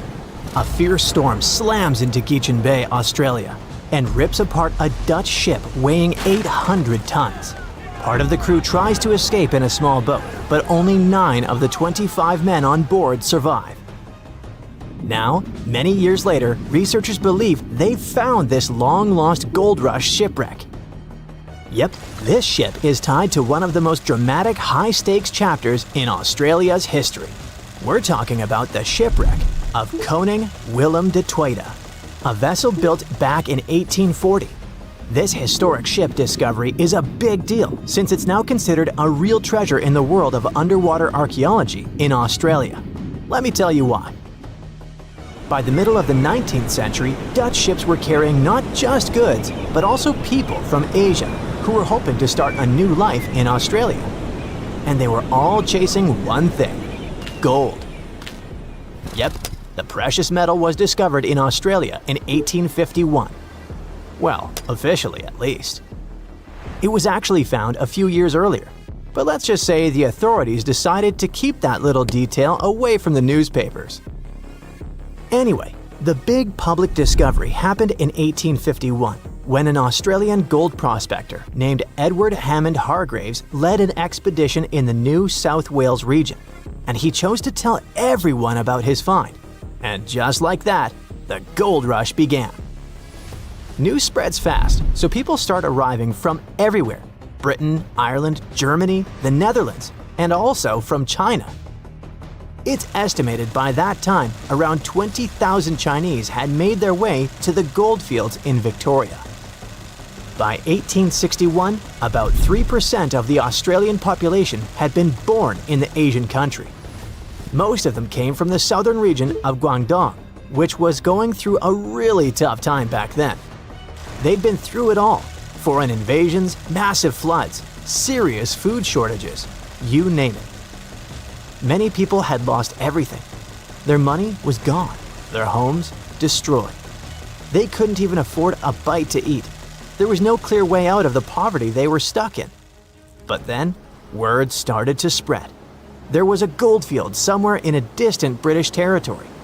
They heard stories from people all over the world going there, that it was peaceful, full of opportunity, and that the land itself had everything you could need. It sounded like a dream. Before long, they began calling it Xinjin Shan, or New Gold Mountain. So, many scraped together what little they had left to reach Australia and start over. It was a shot at a better life, a chance to lift entire families out of poverty. But getting there wasn't cheap or easy. They had to travel in huge ships, and the average trip from Guangdong province took about 3 months to reach Sydney or Melbourne. At some point, Australian authorities decided to impose a tax on Chinese arrivals. Every passenger who disembarked at Victorian ports had to pay a £10 poll tax. So what do you think happened? The routes changed, of course. Instead of docking directly in Victoria, ships began stopping in Robe, a town in the southeastern part of South Australia. From there, people would walk about 250 miles all the way to the goldfields, just to avoid paying the tax. And this area is exactly where the Koning Willem de Tweede was discovered. Yep, our Dutch ship was found off the Robe coast, and it was one of many vessels that carried Chinese passengers to Australia. Now you can see why it's historically important, right? On the 16th of June, 1857, it brought around 400 people safely to shore so they could start their lives over. The ship itself didn't get a happy ending though. After dropping them off, it was supposed to continue its journey, but then a storm rolled in. So the ship had to drop anchor and wait it out in Geechin Bay. The weather kept getting worse. The anchor began to drag, and by the 13th of June, it was completely lost. The captain, called Hendrik Geisen, had to act fast. He made the call to beach the ship in hopes of saving both the vessel and his crew. But there was a problem. The ship ran aground on Long Beach, about 3 miles east of Robe, and it started breaking apart quickly in the rough seas. The rest of the story is tragic. 16 sailors drowned when one of the ship's small boats turned upside down. Only 9 men made it out alive. Captain Geisen stayed aboard the wreck. He eventually reached the shore by clinging to a cask. Thankfully, people who were on the beach managed to pull him out of the sea using a rope. A few months later, things from the wreck were sold to a local man in Robe named Jacob Chambers for £225, which was a pretty big amount of money back then. And that's because people were able to save a good amount of stuff from the wreck, like the bell, some doors, and wooden planks from the hull. Those doors and some of the timbers were later used to build the Caledonian Inn, a historic 2-story stone hotel that went up in 1859. As for the bell, it was supposedly used at Robe Primary School for over 100 years, but researchers aren't so sure about that part. What we do know is that most of the ship's remains were still missing, until now. After 3 years of hard work, a team affiliated with the Australian National Maritime Museum believes they have finally found the Koning Willem de Tweede. The project kicked off in April of 2022, and its main goal has been to search for, locate, and carry out an archaeological survey of the shipwreck's remains. To do that, they mainly used 2 tools: underwater metal detectors and a marine magnetometer, a device that detects changes in the magnetic field of the seafloor. Soon, this technology started picking up a bunch of anomalies in the area where the shipwreck was believed to be. And by anomalies, I mean weird signals. Clues that something might be buried under the seabed, probably hidden under layers of sand or mud. They believe those signals were coming from the iron parts of the ship's windlass. That's a big winch at the front of the ship used to pull up the anchors. Some of those pieces were sticking up slightly from the seabed, along with a partially exposed iron frame. They also spotted a well-preserved wooden plank underneath the windlass, which suggests that more of the ship's hull is still down there, just buried under the sand. So why do they feel confident that this wreck is the Koning Willem de Tweede? Well, basically for 3 reasons. First, the location. The spot where they picked up those signals lines up with historical accounts of where the ship went down. And it just so happens to be the only known shipwreck in that part of Long Beach. Second, the size. The cluster of magnetic signals roughly matches the ship's documented length, which is about 140 feet. Third and last reason, they found pieces of Chinese pottery from the 1800s right on the beach next to the site. When you put all those facts together, it basically screams Koning Willem de Tweede. That's why the team feels so confident they've finally discovered this historic ship. But even though they have good reasons to believe it, more research still needs to be done, so they're planning future visits to the site to keep monitoring things. The goal is to check the ship's condition and look for more parts of the hull or artifacts that might get uncovered as the seabed shifts over time. Let's hope they get lucky next time around. Ooh, from giant spiders to venomous snakes, we all get freaked out by Australian creatures. Yeah, me too. But newly discovered fossils show that things were way more dangerous 120 million years ago, when this land was completely ruled by massive razor-clawed megaraptors. Yeah, I'm glad I wasn't around then. These dinosaurs were about 26 feet long and walked on 2 legs, just like the famous T-Rex. They were fast, fierce hunters, with a superpower: their hug. Yep, their massive, muscular forearms had huge curved claws, perfect for grabbing and holding onto prey. Uh-oh. They would wrap their arms around their poor victims, just like a hug, and trap them with no chance of escape. And even though their teeth were quite small, they were still sharp enough to rip through flesh. The first time we heard about megaraptors was in the late 90s, when a paleontologist discovered their fossils in the region of Patagonia, Argentina. Since then, no one has ever found a complete skeleton, only fragments. But probably the most important one yet was uncovered in Australia at the beginning of this year. Researchers were exploring Victoria's stunning coastline when they stumbled upon megaraptor fossils. First, they spotted bones from its lower legs and a few vertebrae washed up on the beach. Even though they were working with just a couple of fragments, a deeper analysis confirmed that these belonged to a megaraptor. And not just any megaraptor, it was the oldest one ever discovered. This discovery gets even more exciting because it adds weight to the theory that these dinosaurs might have originated in Australia. But we already knew that they roamed the land down under since early 2023, when researchers found the top of a megaraptor skull in the country. So let's rewind a bit. We first found their remains in Argentina, right? Right. But then, years later, researchers found fossils of the same family of dinosaurs on the other side of the world, in Australia. If the ones in Oceania were older, how did these creatures end up in South America? Of course, they didn't fly there. They didn't cross continents by swimming either, although there is a theory that they could swim. Remember, we're talking about the dinosaur era, which happened millions of years ago. And back then, Australia and Argentina were actually pretty close. Basically, they were one. Both lands were part of the supercontinent known as Gondwana, and they were connected through Antarctica. Wait, but wasn't this path freezing? I mean, yeah, these dinos had to pass through Antarctica to get to their destination, but they weren't freezing their tails off. This all happened during the mid-Cretaceous period, when the weather was super warm. Back then, the poles were covered in plants, not ice. So let's just say they took full advantage of the good weather to make the crossing. Now, about 180 million years ago, Gondwana started to break apart. At some point, Australia drifted away from the supercontinent, cutting it off from other landmasses, including South America. That's why the same dinosaurs showed up in completely different parts of the world. Mystery solved. Now, let's get back to that recent discovery. The researchers didn't just find a few traces of megaraptors on the beach. In total, they uncovered 250 dinosaur bones at the site, but only 5 of them were really important.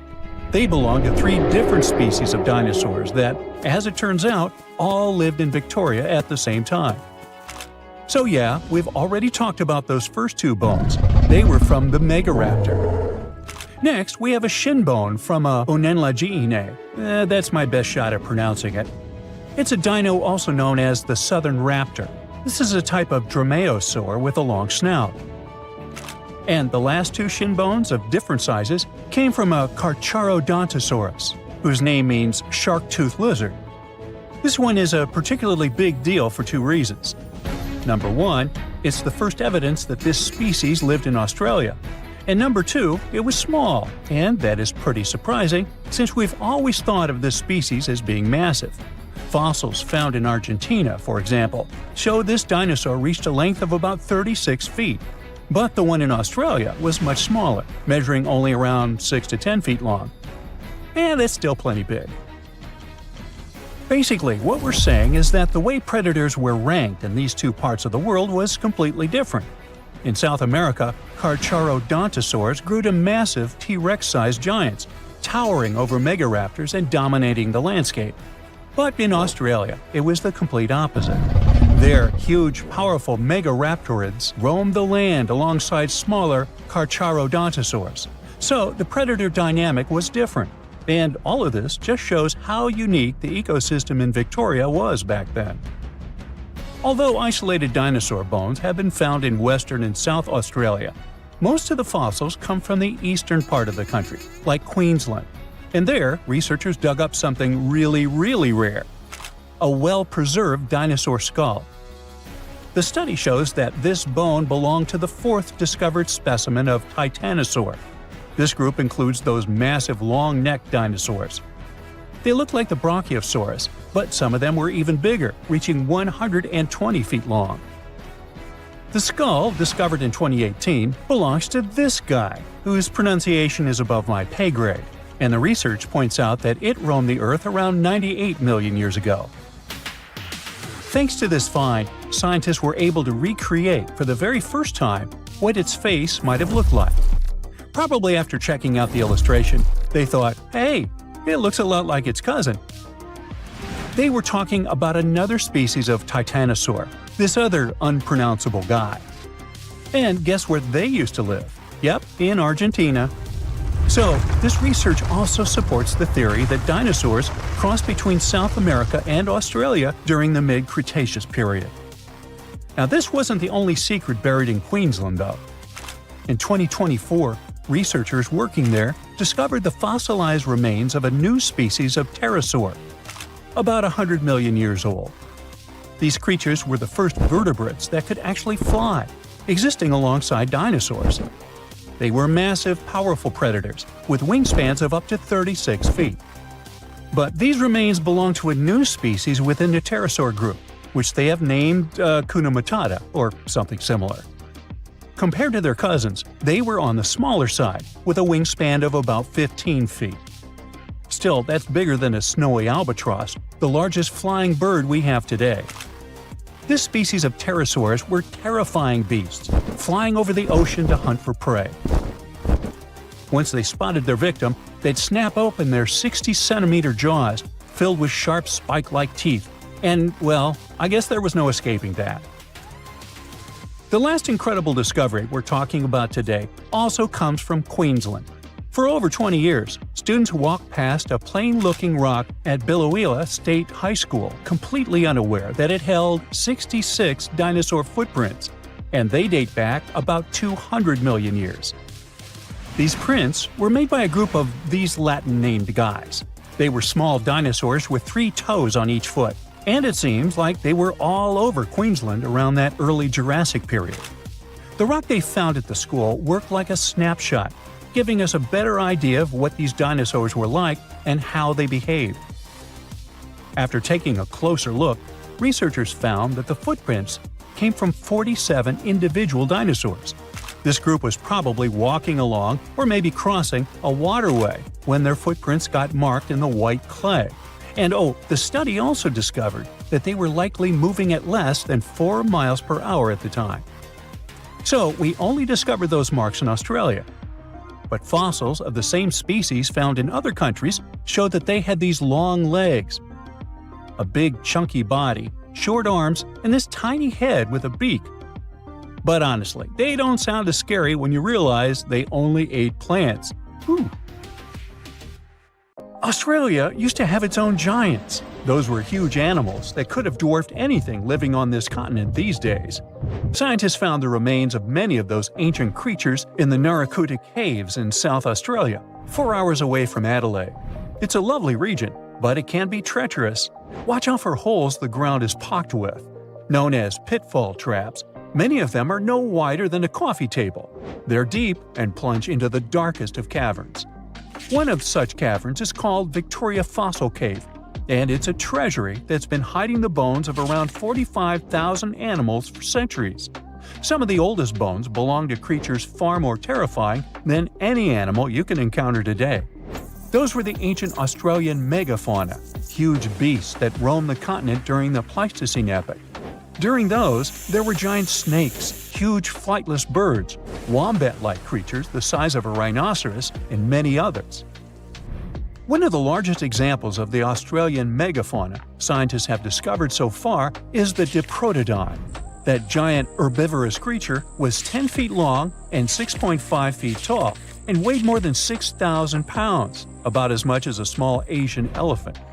Even though this terrifying beast didn't eat meat, it could have smashed other animals with its sheer weight.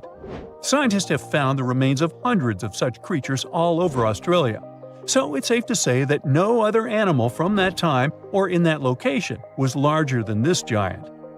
Despite its creepy appearance, the Diprotodon was a relative to the modern-day wombat, and those are known to sometimes pounce humans. The Diprotodon had toes that pointed inward and were well suited for digging burrows. On the other hand, Diprotodon was a giant, and it was unlikely that it used to do so. It was likely a trait it had inherited from its smaller burrowing ancestors, or it could have used its claws to search for roots. This theory is supported by the fact that the animal's pouch was facing backward. It prevented any dirt from collecting inside while the creature was digging. Since this animal was so big, it didn't have to worry much about predators. Up until 60,000 years ago, when the first humans appeared on the continent, full-grown diprotodons only had to look out for creatures like the quincana. Measuring in at a whopping 20 feet long, the quincana was a land crocodile. It lived in Australia from around 20 million to 40,000 years ago. It disappeared along with most other mega creatures of the last ice age. It's thought to be the result of the first humans coming to the continent. Even though the quincana was extremely fast and dangerous, it was possible that this creature got out-competed by human hunters who took all available prey. Unlike modern crocodiles that are mainly aquatic, that mighty beast was a land dweller. Scientists figured it out by studying the quincana's legs. They were able to support and carry the body clear off the ground. It means there was no escape for ancient people once the quincana spotted them. Modern crocodiles can only push themselves along on their bellies. Such an adaptation allowed the quincana to chase its prey for long periods of time, exhausting it in the process. Another creepy feature of this ancient monster was its teeth. Aquatic crocs have conical teeth. Those are great for gripping and holding on to prey underwater. But quincana had knife-like teeth, ideal for slicing soft-bodied animals like, mammals. Another Australian monster, Thylacoleo, wasn't all that large, but it didn't make it any less terrifying. It was still among the top predators and the biggest carnivorous animals in Australia. This creature was a true oddity of nature, even by prehistoric standards. First, its teeth resembled not those of a regular predator, but those of a rodent. Its front incisors were enlarged, taking the place of canines. Premolars were also shaped like blades. They were used for cutting flesh and bone. At first, scientists thought that Thylacoleo used those teeth to eat nuts and fruits. But later, a study showed that the use of such teeth was better suited on necks and spines. The jaws of this ancient creature were immensely powerful. A 220-pound Thylacoleo had a bite force similar to that of a present-day 550-pound lion. It means that the animal could easily bring down prey much larger than itself. Then there was Thylacoleo's tail. It had strong muscles which provided the animal with the ability to use the tail as support when tackling large prey. The Thylacoleo had retractable claws, and this feature is very uncommon among marsupials. It allowed the animal to keep its razor-sharp hooks from getting blunt and could help it get a better grip on its prey. Scientists are quite sure that, like today's leopards, the Thylacoleo could climb trees and jump on other animals from above. It was done so fast and stealthily they never knew what hit them. The creature's rear feet support this theory. The first toe there was reduced, but the foot had a rough pad like what modern-day possums have. It allowed them to have a better grip while climbing. Right after scientists found the first skull of the Meliolania, this animal was classified as a lizard. That's why its name translates to small groomer. But after they discovered more complete fossils, it turned out that the Meliolania was a giant turtle. But that's not all. It was one of the largest land turtles to ever have existed. The main reason researchers initially believed the creature to be a lizard was the fact that its skull was adorned with a series of spikes. It's something the modern-day horned lizard can boast. But even after discovering the true nature of the Meliolania, scientists still don't know how to properly catalog it. It might have been a creature that folded its neck under its spine, or it could have folded it to the side. Beside those defensive mechanisms on its head, the Meliolania was also equipped with a spiked tail, which was probably used to prevent predators from attacking the animal from behind. Most species of the Meliolania disappeared around 2,000 to 3,000 years ago because of humans who hunted them to extinction in both Australia and on the surrounding islands. It took around 2 centuries for these turtles to go extinct in that region of the globe. The Megalania was a giant Australian lizard that existed at the end of the Pleistocene epoch. It looked like a Komodo dragon and the Australian monitor lizard, which are both believed to be Megalania's closest living relatives. Fossils tell us that the ancient animal was anywhere from 15 to 26 feet in length. Ow! The youngest fossil remains of this ancient Australian monitor lizard date back to about 50,000 years ago.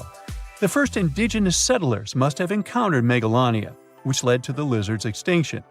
Originally, scientists thought that the Megalania was the only member of the genus Megalania, but these days it belongs to the genus Varanus, which means that the prehistoric creature is closely related to other Australian monitor lizards. Our next giant creature on their list was once dubbed an ostrich on steroids. I mean, look at it. It was the last of the Thunderbirds to go extinct in Australia.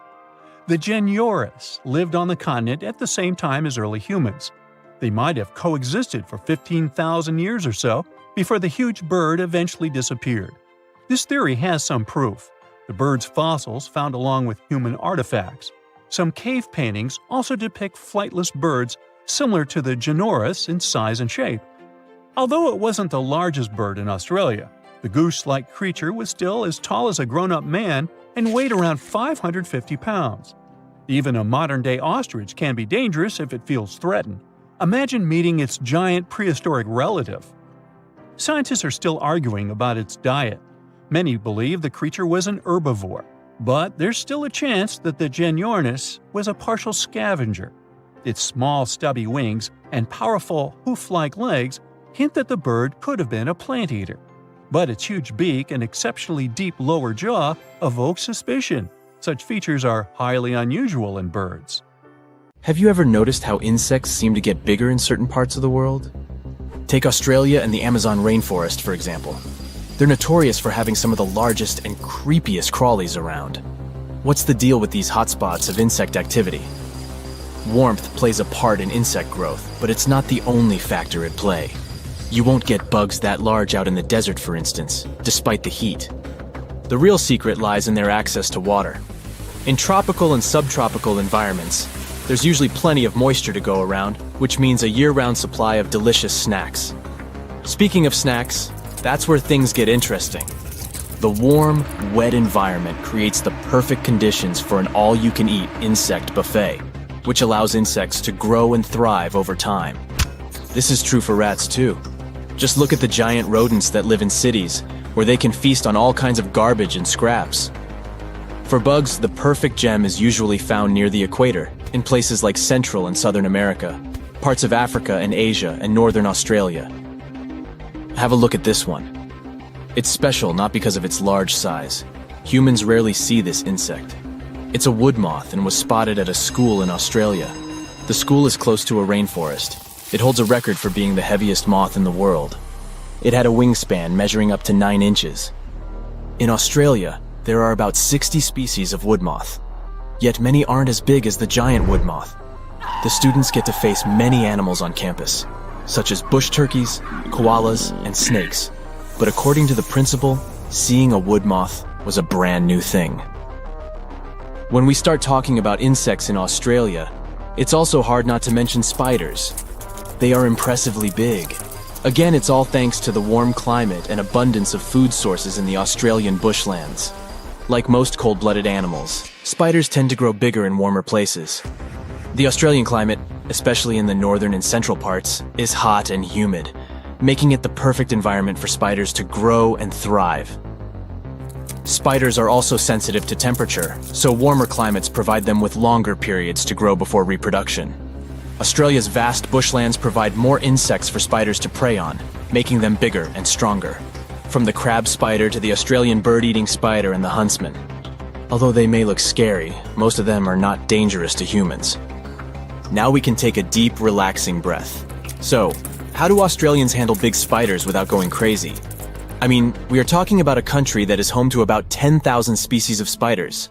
Australians treat spiders with respect despite the cases of spider bites. They acknowledge that these creatures are not here to scare people.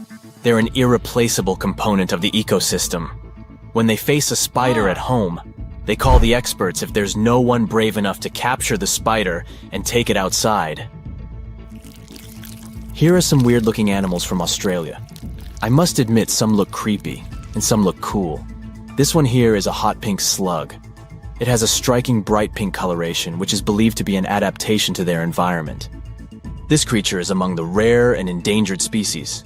You can find it only in a single place, Mount Kapooter National Park. It's near an isolated forest on an old volcano. Insects are part of everyday life in certain parts of this country. A person was mowing the lawn and a surprise was waiting for them. They discovered this 14-inch tall insect. And this person was kind enough to fill the bird bath on a hot day. Then they noticed that birds didn't go near the bath. They wondered why and checked it out. Well, hello there. Next up, we have this giant insect, and it's still alive. Why is it such a shocking thing? Because, it was declared extinct nearly a century ago. I guess it's back from the other side? It's the Lord Howe Island stick insects, aka the tree lobsters. These giant bugs, measuring about 6 inches, used to call this place their home sweet home, but black rats had other plans.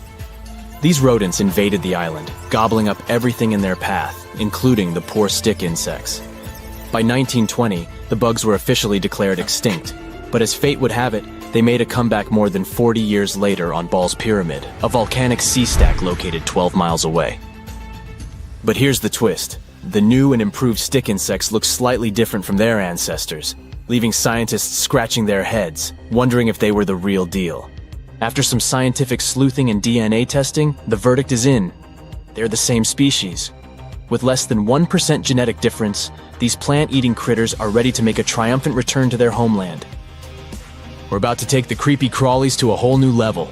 In Australia, there's a centipede that'll make you want to crawl out of your skin. I must also say these animals are nocturnal too. Can you imagine waking up with one of these 6-inch long centipedes crawling across your foot? Have you ever seen an insect that looks like it came straight out of a science fiction movie? Well, let me introduce you to the Australian walking stick. If we showed you a picture of this creepy crawler, you'd probably think we had some mad Photoshop skills. But no, this stick insect is as real as they come. It's hard to believe such a bizarre-looking creature could actually exist in nature. This just goes to show how incredible and mind-boggling nature can be. Picture this. You're wandering through your garden, minding your own business, when suddenly you walk face first into a sticky web. Before you have a chance to freak out, you see the culprit, a garden orb weaver spider. These nocturnal creatures might look scary with their large, hairy bodies and red-brown to yellow markings, but luckily they're harmless to humans.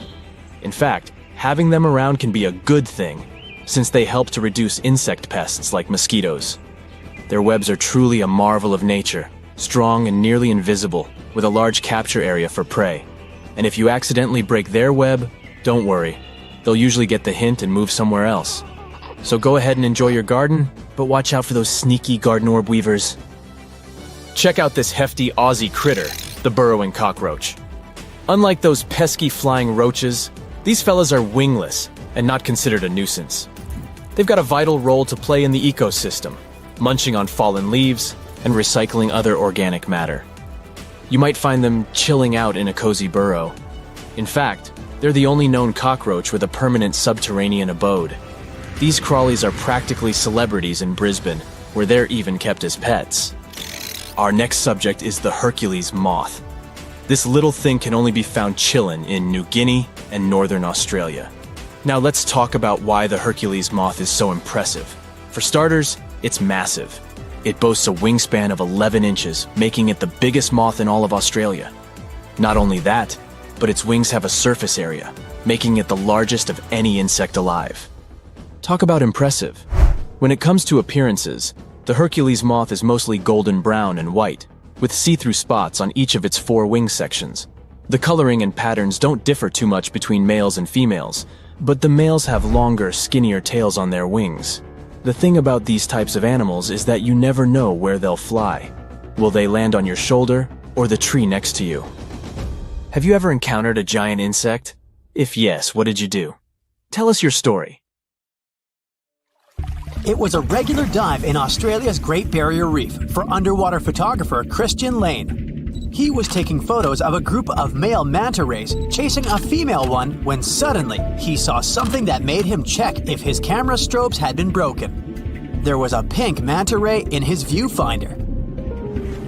Other underwater beauties of its kind are usually black on top and white underneath. This creature Christian met that day was black on top and pink on the bottom.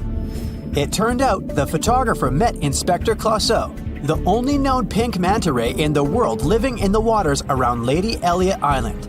It was named after the famous detective from Pink Panther movies. It was calm, looking at the photographer with its huge eyes. It even seemed that it was smiling at his guest, as Christian remembered in an interview. He managed to take 5 good photos of Inspector Clouseau in the 30 minutes they spent together. Divers first spotted the unique manta ray in 2015, and it was only seen less than 10 times ever since. First, the scientists thought the secret to this unusual color was in its diet. They took a sample of its skin and found out it was actually a result of a genetic mutation that caused it to express melanin differently. Many fish have it, but it usually turns them into albinos. For a regular sea creature, a combo of black, which blends with dark waters and can't be seen from above, and white, which blends with light, is ideal protection. A color mutation with pink in the picture would make other sea animals more vulnerable to predators. But a manta ray weighing as much as a car and 1.5 times taller than an average basketball player definitely has nothing to be afraid of. These creatures are born rather big and grow fast in the first few years so they can defend themselves. If you were impressed by a manta ray the shade of bubblegum, meet blue bees. These unique Australian inhabitants have turquoise stripes instead of yellow, which makes them look like flying sapphires. Their thin brown wings look like layers of cellophane with engraved patterns. Another unusual thing about them is their lifestyle. The blue-banded bees are singles. They don't move in swarms and don't live in large nests. They prefer settling in small burrows in the soil or crevices in rocks. Blue bees also have a special way of pollination. They sit on the flower, hold it tightly, and shake the whole body to make the flower move quickly and gently. Then the bees stop and collect all the pollen that goes out of the capsule inside the flower. Blue bees work for Australian agriculture, helping with tomatoes, cranberries, eggplants, blueberries, kiwi, and chili peppers. The next unique Australian animal is called the happiest on this planet. A quokka never stops smiling and looks like a live teddy bear. It's a nocturnal creature the size of a cat. It has inherited its appearance from its relative, the kangaroo. It also has a pouch, which serves as a home for its offspring for 6 months. Quokkas have a diet of grass, shrubs, and leaves. When there isn't enough food, they can use stored fat in their tails as a source of energy. They mostly live on Rottnest Island off the coast of Western Australia. Since there's no predators or traffic there, quokkas have nothing to fear and gladly come into contact with humans. It's against the law to touch them, but no one has banned taking selfies. When you look into the eyes of this cutie pie, the only question is, who on earth would call it the Tasmanian devil? Well, it wasn't that friendly to the European settlers who came to Tasmania in the early 19th century. The cutie pie greeted them with frightening growls, high-pitched screeches, and unearthly screams. They had no more doubts about how to name it when they saw its red ears and extra white jaws with sharp teeth. But when it doesn't have to defend itself, its meals, or impress a mate, the creature goes back to its cute appearance. And although these guys are the world's largest surviving carnivorous marsupials, they don't hunt their prey, but eat carrion. They're mostly active at night, but also enjoy some time in the sun, especially in the water, splashing around. Female devils have pouches to carry their offspring, and up to 4 of those fit in at the same time. Our next hero of the day is so unique that the first scientist to describe it thought they were dealing with a hoax. A platypus has a bill and webbed feet like a duck, the tail of a beaver, and the body and fur of an otter. Males also have sharp stingers with venom on the heels of their rear feet, which they can use to defend themselves from enemies. A venomous mammal is something super rare. Platypuses paddle their way through life as they hunt underwater. They can spend up to 2 minutes submerged to smell some food on the bottom. They don't have any teeth, so they use gravel to chew their lunch. Platypuses don't look that graceful as they move on land, but they can run if they really have to. Echidna is another unique Australian natural hybrid. It has porcupine-like spines, a beak much like that of a bird, a pouch like a wombat, and lays eggs like a reptile. It feeds its offspring on milk, which just oozes out of the skin in the pouch, and the little one enjoys it. Since it has traits of both a mammal and a reptile, it got its name after a creature from Greek mythology who was half woman and half snake. Echidnas have pretty strong snouts, which they use to break open logs and termite mounds. Their sense of smell is so good, they can smell food and danger. Their limbs are short with shovel-like claws, perfect for digging out food. Echidnas don't like the company of people or other animals, but you can still find them all over Australia, from deserts to rainforests and mountains. They are the country's most widespread native mammal. Echidnas are great swimmers, and they've been spotted crossing rivers. When the weather gets too harsh for them, they burrow into the soil or in hollow logs and burrows left by other animals.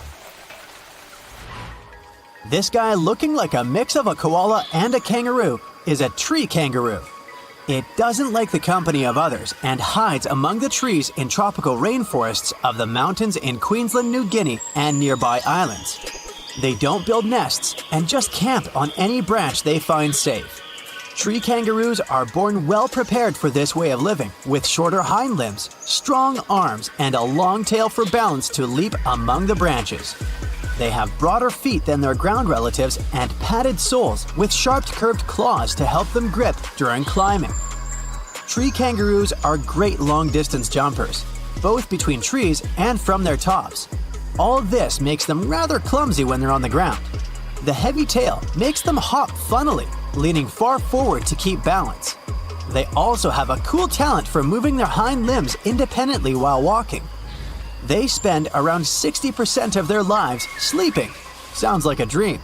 There are at least 12 species of this cutie, with fur colors from golden and red to black and dark brown. Did you just hear the chainsaw sound? There must be a lyrebird nearby. Those guys have the superpower of copying sounds from their surroundings.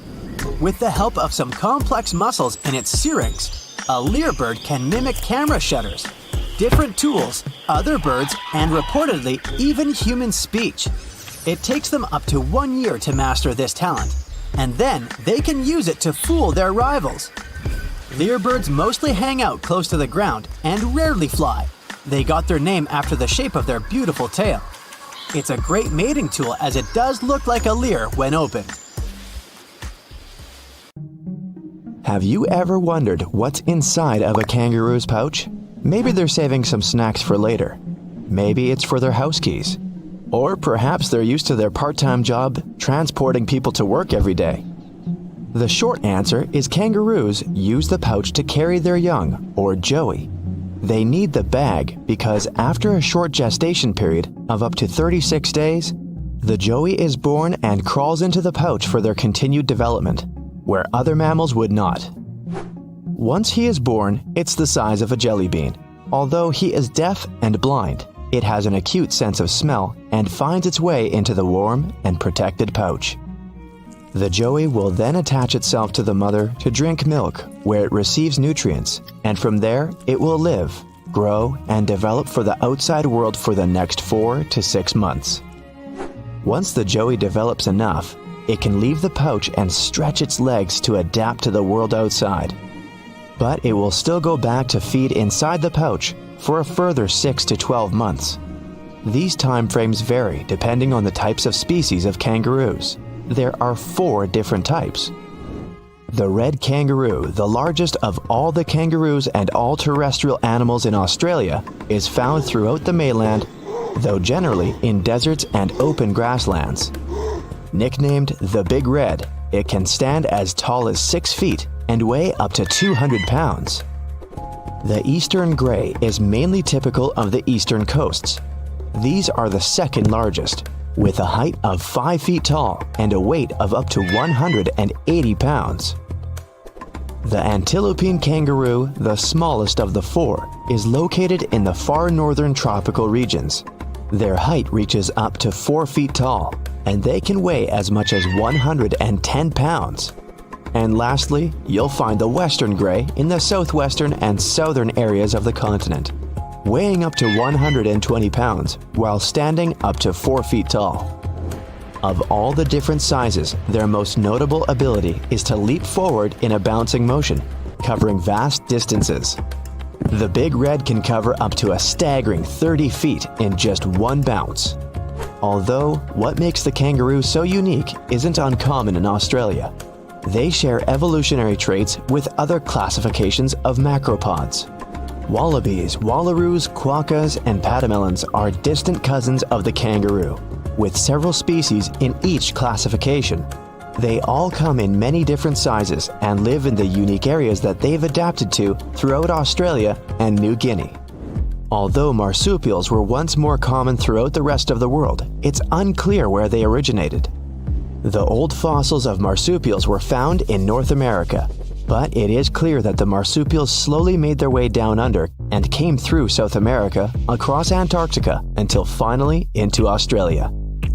Of course, we're keeping in mind that this was when the continents were all still attached. Once making it to Australia, they quickly adapted without competition from the other animals. Some other mammals made it to Australia around the same time. The bat family and the rodent family, it's not surprising that mites and rats had managed to make it to Australia before humans. Although Australia's climate would have been very different from what we know of it today, marsupials had adapted quickly to the changes. There has been some debate about the unique characteristics of the marsupial were better suited for the drastic changes in weather as opposed to other animals. The smaller gestation period allows their young to feed on milk a lot sooner. Marsupial milk has growth and immunity factors greater than other mammals' milk, which could be beneficial in a harsher environment, which is why marsupials are more prominent in Australia. The kangaroo has explicitly adapted over the ages. Their success in adaptation reflects on their current population of around 48 million throughout Australia, easily outnumbering the human population. Although their success is not entirely due to their unique traits, it's mainly due to the lack of predators. The dingo. The mammal migrated to Australia approximately 8,000 years ago, but their numbers are controlled around most of Australia. And then there was also the thylacine, also known as the Tasmanian tiger, which slowly disappeared from the mainland since humans arrived around 50,000 years ago. And it's estimated they disappeared completely around 4,000 years ago, allowing marsupials like the kangaroo to thrive. The fascinating thing about thylacine is that it provides an excellent example of convergent evolution. It is the process where animals not closely related independently evolve similar traits. The thylacine and the gray wolf come from entirely different parts of the planet and only share a common ancestor that existed at least 160 million years ago, yet they evolved similarly. Other marsupials fit the category of convergent evolution. The marsupial sugar glider, which is like the placental flying squirrel, the hopping mouse, which is like the North American kangaroo rat. There are types of marsupials and other moles.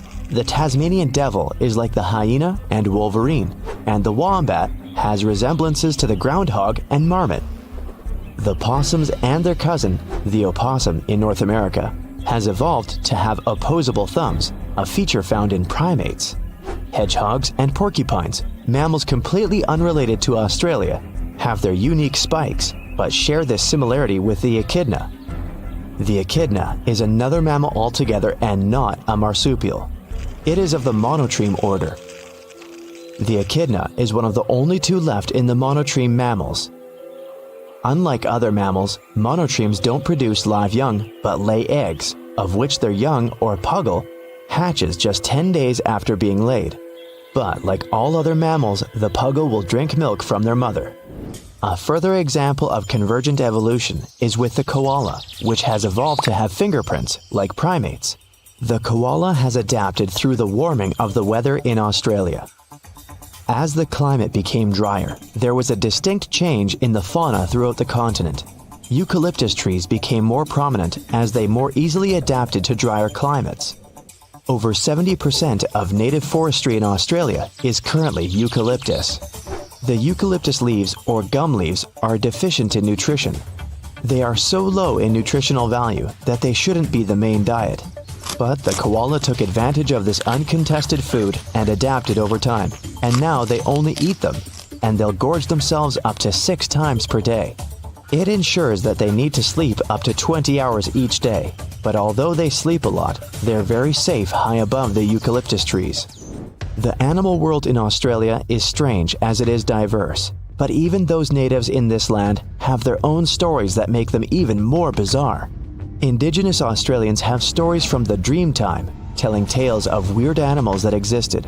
One mythological animal was the bunyip. It has been told in tales as a beast that lurked within the swamps, rivers, and lakes. Although commonly known as the bunyip, it's also referred by many different names throughout the country. Before Europeans arrived in Australia, there existed around 250 languages within the native population. Each language has a similar story of a beast that lived within the water, which would provide a valuable lesson to young children to be careful around swamps and rivers. The bunyip's various forms, scales, fur, or feathers, sizes as small as a dog and as large as a buffalo. Some are unimaginably strange in appearance, but others weren't too dissimilar to actual animals like the crocodile. A precursor to how mythological creatures like the bunyip were created had likely originated from bones and fossils of existing animals. For example, in Europe, stories about dragons are argued that they probably originated from finding dinosaur fossils. Fossils are the likely foundations for the stories based around the infamous bunyip, animals from the megafauna period, which around 2.5 million years ago saw the largest of them all. This period ended about 20,000 years ago. Variations of the bunyip coincide with animals that once lived during this period. The Thylacoleo, also known as the marsupial lion, was a large and powerful carnivorous marsupial. The Diprotodon, which resembled a giant wombat, weighed around 6,000 pounds and was 10 feet long. A further version was of a beaked bunyip covered in feathers related to the Dromornithidae, a bird standing at 10 feet tall. Each of these was from a time when megafauna was more common, and humans lived among them for a short period. Although the age of megafauna in Australia has long passed, there are still animals that adapted to the changes in the drying continent, the new species introduction, and even the involvement of humans. The 4 kangaroos, the red eastern, the western grey, and the antilopine, are still living reminders of the age of megafauna. When you first see this creature, it may seem to you that this is a flying sapphire. The blue-banded bee is as beautiful as this gem. These flying beetles have turquoise stripes instead of yellow. Their huge green eyes resemble emeralds. And their thin brown wings look like layers of cellophane with engraved patterns. Appearance is not the only thing that distinguishes them from ordinary bees. The blue-banded ones are singles. They don't move in swarms and don't live in large nests. These beetles like settling in small burrows in the soil or crevices in rocks. Another cool difference between our blue guys and ordinary bees is their unique way of pollination. Scientists call it buzz pollination. The blue bee sits on the flower, holds it tightly, and begins to shake the whole body. It creates a series of small, fast vibrations. This way, the bee also shakes the flower, quickly and gently. These movements make the pollen move out of the anther. Then the bee stops and collects all this pollen. Some scientists think these bees prefer pollinating purple flowers. This helps the blue bees blend in with the plant and remain unnoticed by enemies. But this theory hasn't been proved yet. The blue-banded bees mainly inhabit the territory of Australia. They are an important element in the agriculture of this country. These bees work with tomatoes, cranberries, eggplants, blueberries, kiwi, and chili peppers. Ordinary bees can't pollinate most of those plants, but their blue relatives can. On a global scale, more than 8% of plants in the world need to be pollinated through buzz pollination. That's why farmers love and protect blue-banded bees so much. Wasps and bees are very similar in appearance. Sometimes they can be difficult to tell apart, but their lifestyle is totally different. Bees are quiet beetles that spend all their time pollinating plants, collecting nectar from flowers, and making honey. We can say that bees are small, powerful trucks. But wasps are racing supercars. They are more aggressive, much faster, and more maneuverable in the air. Their stings are more painful. Yes, they can also carry pollen from one plant to another and feed on nectar, but their main mission is to control the population of insect pests, such as aphids and some species of caterpillars. According to some estimates, wasps manage to get rid of more than 14,000 tons of insects in the UK alone during one summer. Imagine how much they do all over the world. Wasps are dangerous beetles, but among them, there is one kind that is distinguished by its peaceful nature and lifestyle. This is the mud dauber wasp. It also has a black and yellow coloring, but it looks more elegant. A swarm of regular wasps is controlled by the queen, but mud daubers are solitary creatures. They build a small nest of mud in which they live with their children. A mud dauber will bite only if it's in danger. Unlike other wasps, these insects only use their venom to paralyze spiders, flies, and caterpillars. Then, they bring them to their nest to feed their children. So don't be surprised if you see a large horde of paralyzed spiders inside the nest. There can be more than 500 bugs in one nest. When little wasps hatch from eggs, they immediately begin their feast. The most unfriendly wasp species is the hornet. They are also wasps, but bigger, angrier, and with an even more painful bite. Its bite is one of the most dangerous among all insects. This critter can grow to be the size of a thumb. That's 3 times as large as a regular bee. Hornets attack in a huge swarm and pose a great danger to any animal. To fight them, people wear thick protective suits that resemble spacesuits. But the worst thing is that hornets invade hives and reduce the bee population. This can lead to a catastrophe on a planetary scale, since bees pollinate more than half of all fruits, vegetables, grains, and nuts in the world. Look at this big buzzing bumblebee. There's something wrong with it. It lands on a flower. And wait a minute. This is not a bumblebee at all. It's some kind of green-orange beautiful beetle. Oh, now it takes off and looks like a bumblebee again. Meet the pellucid hawk moth. Thanks to its color and transparent wings, it creates the illusion of a bumblebee. The wings of most insects serve for thermoregulation. They warm their body. Other insects have wings that help them fight enemies. A butterfly manages to look like a large creature thanks to the pattern on its wings. Some insects communicate using vibrations created by their wings. Colored wings have many different purposes, but the pellucid hawk moth has transparent wings, and their main function is to avoid reflecting sunlight. These fast-moving transparent wings practically don't shine in the light and tone down the color of the beetle. Thanks to this, when the moth is flying, other insects perceive it as a bumblebee and are afraid to attack it. These bumblebee copycats are found in Africa, India, Southeast Asia, and Australia. At the beginning of life, they are bright green caterpillars that feed on coffee and pomegranate leaves. From afar, it may seem that a hamster is sitting on the trunk of a tree, but this is actually the southern flannel moth. It's large and covered with thick fur. Don't try and pet it if you don't want to go to a hospital. There are many poisonous thorns hidden inside this fur coat. Even a light prick can make you experience lots of unpleasant sensations. Other insects that pretend to be bees and wasps are hoverflies. They look like wasps, fly like wasps, and imitate a wasp's sting. But their coolest ability is copying bee buzzing. In reality, though, hoverflies are fragile, harmless creatures. Their ability to transform into bees is essential for their survival, and it works great. Many animals and insects are afraid to approach these skillful actors. But in the entire animal world, lyrebirds get the title of the most talented imitators. These small birds, with large, beautiful tails resembling a lyre, live in Australia. Imagine getting lost in a forest far away from a big city. Suddenly, you hear the sound of a chainsaw. You don't see people, but the sound is getting closer. Then you hear the clicking of a camera shutter. But there are no people with cameras around. Lyrebirds create all these sounds.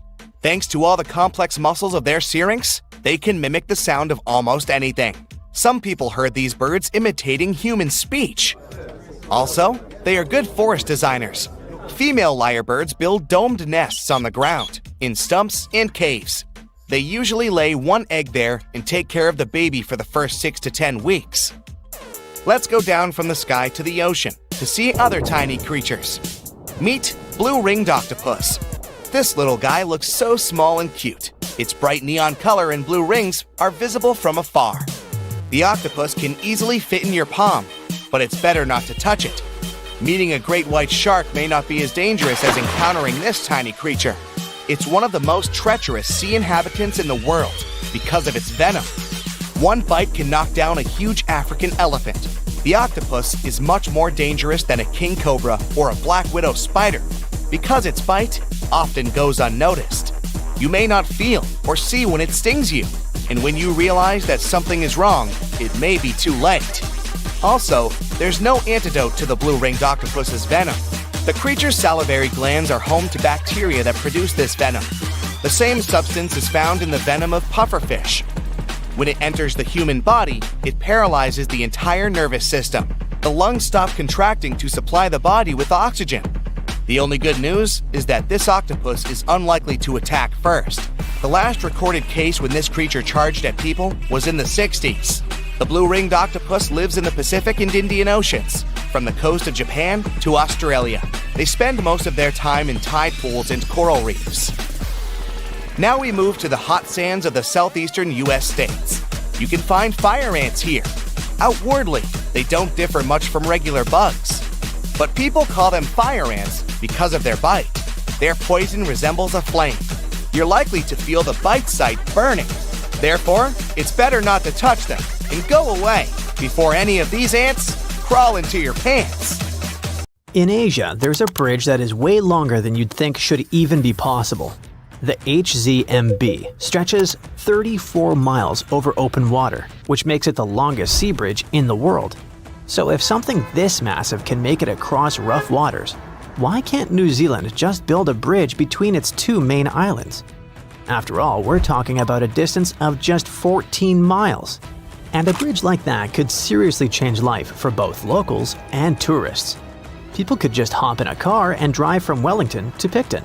No more ferry hassles, no more drawn-out trips. Just one epic road journey with ocean views on both sides. So what's stopping them? Well, turns out, everything. I mean, building a bridge there is technically possible, but there are a couple reasons why experts are like, maybe not. Let's start with the obvious, the distance. The North Island and the South Island are separated by Cook Strait. Like I said, it's 14 miles wide at its narrowest point. That's not much, true. Plus, we've got the HZMB bridge, proving that, yep, it is technically possible to build a bridge over the sea to cover that distance. But we can't ignore the fact that New Zealand's geography is, well, a whole different ballgame. Cook Strait isn't exactly a calm, friendly stretch of water. It's deep, really deep. Parts of it drop to about 10,000 feet. That's like stacking 7 Empire State Buildings on top of each other. It's also a rough, moody stretch of ocean that loves tossing around ships like rubber ducks. In fact, quite a few have been wrecked in Cook Strait. And sadly, many lives were lost. You don't have to worry about it so much though, as the worst accidents happened a long time ago. The ships and ferries that cross it today are much safer. Even so, it'd be pretty hard to avoid getting seasick while crossing it. Things get even messier below the surface. The seafloor over there is uneven and unpredictable. What happens is that Cook Strait has opposing tides at each end, one where it meets the Tasman Sea and the other where it joins the Pacific Ocean. And they simply don't move together like you might expect. When the tide is high on one side, it's low on the other, and they're totally out of sync. So all that water rushes back and forth through the strait to balance things out, creating some really strong and messy currents in the middle. Then there's the weather. Cook Strait isn't just windy, it's probably one of the windiest places in the southern hemisphere. That's because it's located right in the middle of one of New Zealand's 3 big wind tunnels. Basically, there are places where the wind doesn't just come and go quickly. It sticks around, blowing hard for most of the year. And all of this happens because of something called the Roaring Forties. That's the name for the latitude band between 40 and 50 degrees south of the equator, where strong, persistent westerly winds are pretty common. Unlike the northern hemisphere, which has a lot of land at this latitude, the southern hemisphere is mostly ocean with just a few land masses, like New Zealand's South Island, Tasmania, and the southern tip of South America. So, these winds go wild because there's nothing to slow them down, and they just keep picking up speed. The gusts there can reach up to 150 miles per hour. So, imagine trying to cross a bridge in a car when the wind is actively pushing against you. That's not just unpleasant, it's super dangerous. Drivers can easily lose control of their cars with the wind pushing them sideways. And of course, that can lead to countless serious accidents. Now, let's talk about earthquakes. New Zealand sits right on the boundary of two massive tectonic plates, the Indo-Australian and Pacific plates. It's basically in the middle of a collision zone. And about 14,000 earthquakes happen in and around the country every year. Of those, only about 200 are big enough to be felt. Still, building a massive bridge under these conditions would require some serious genius-level engineering.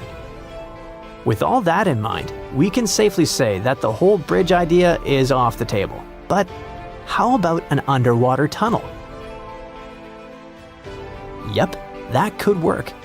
It could be a great solution actually.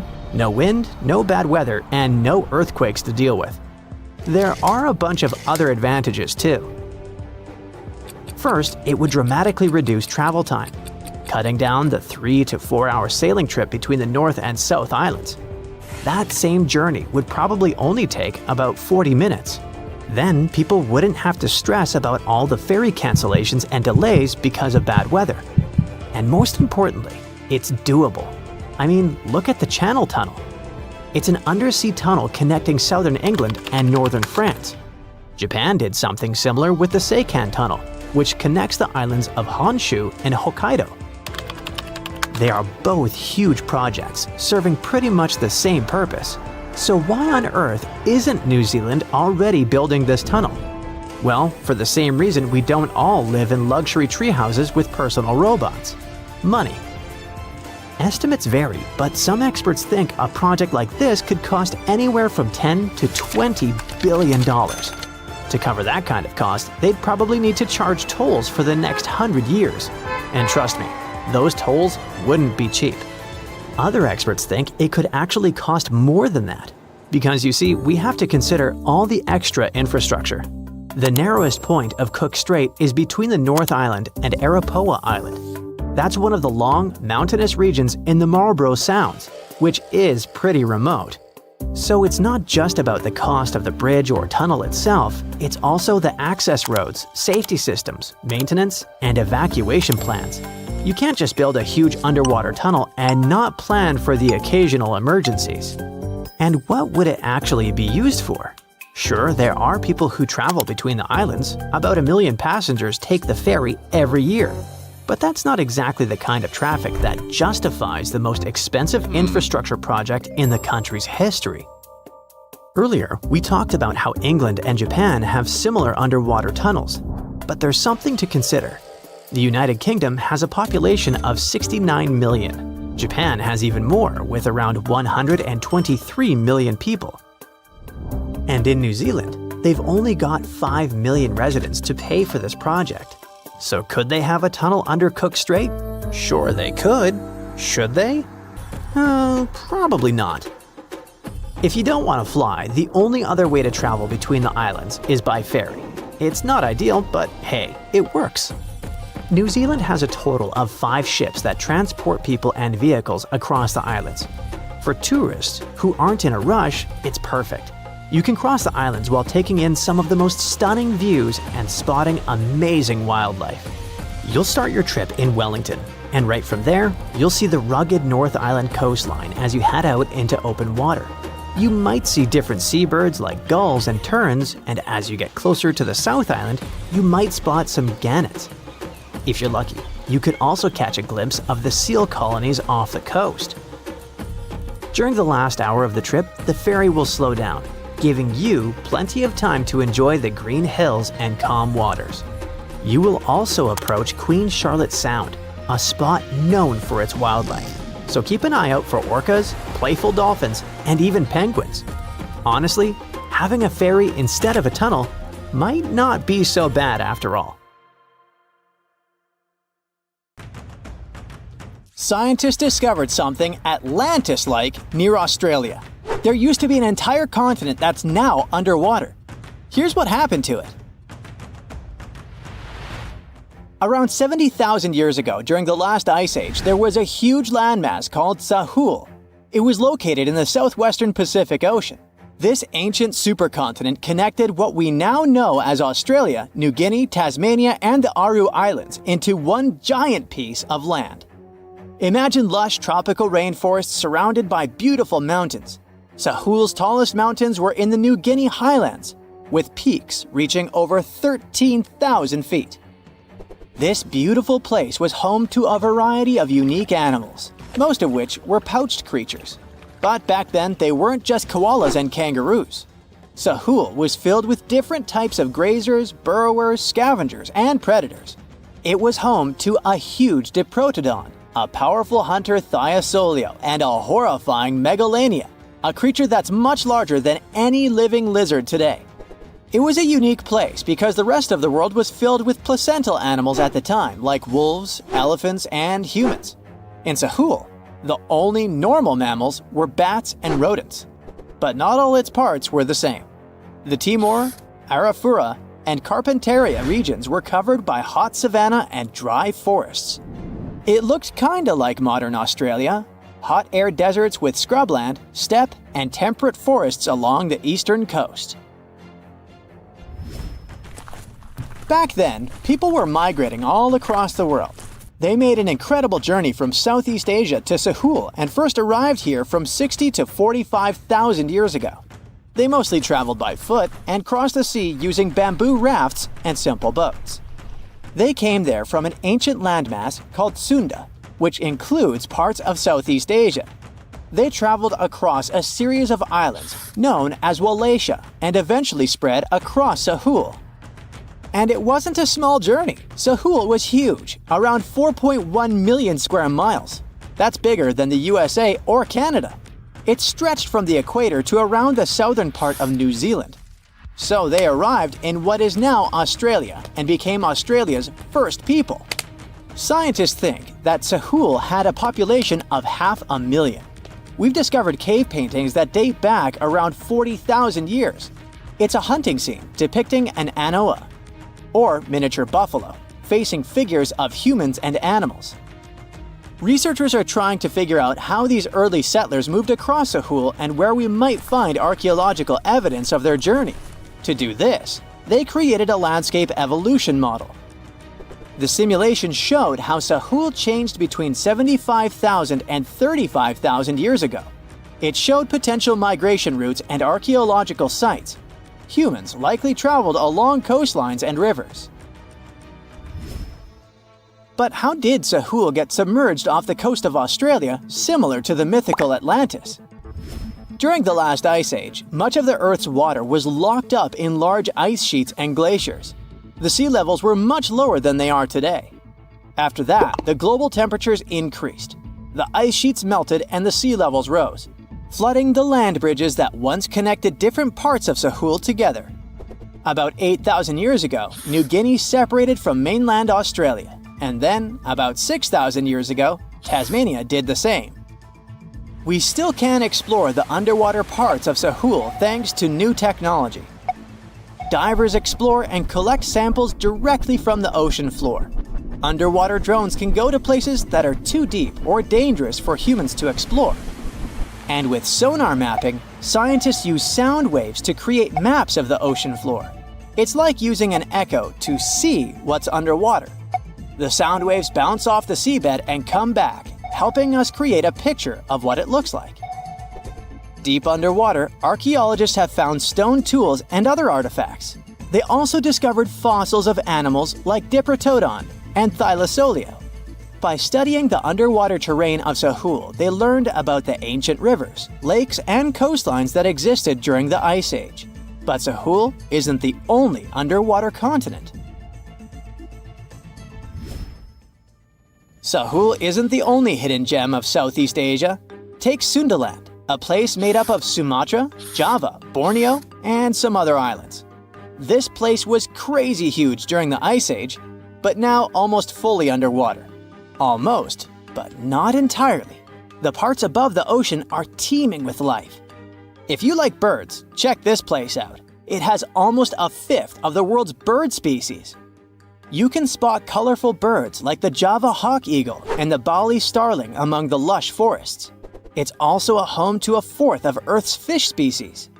Sundaland's waters are a haven for marine life, even the most exotic animals like the Asian arowanas. It's also a treasure trove of flowers. That's where you can find Rafflesia and Titan aurum, the world's largest flowers. This makes it very similar to Zealandia. Zealandia is a long, narrow piece of land about half the size of Australia. It broke from Antarctica about 100 million years ago. Just like Sundaland, it isn't fully underwater. 7% of it stayed above sea level. This sticking out little piece is what we now call New Zealand, along with Stewart Island and some smaller islands. These pieces of Zealandia are lush and warm. They're packed with volcanoes, mountain ranges, beautiful natural geysers, and hot springs. Local people, Maori, use these hot springs for cooking.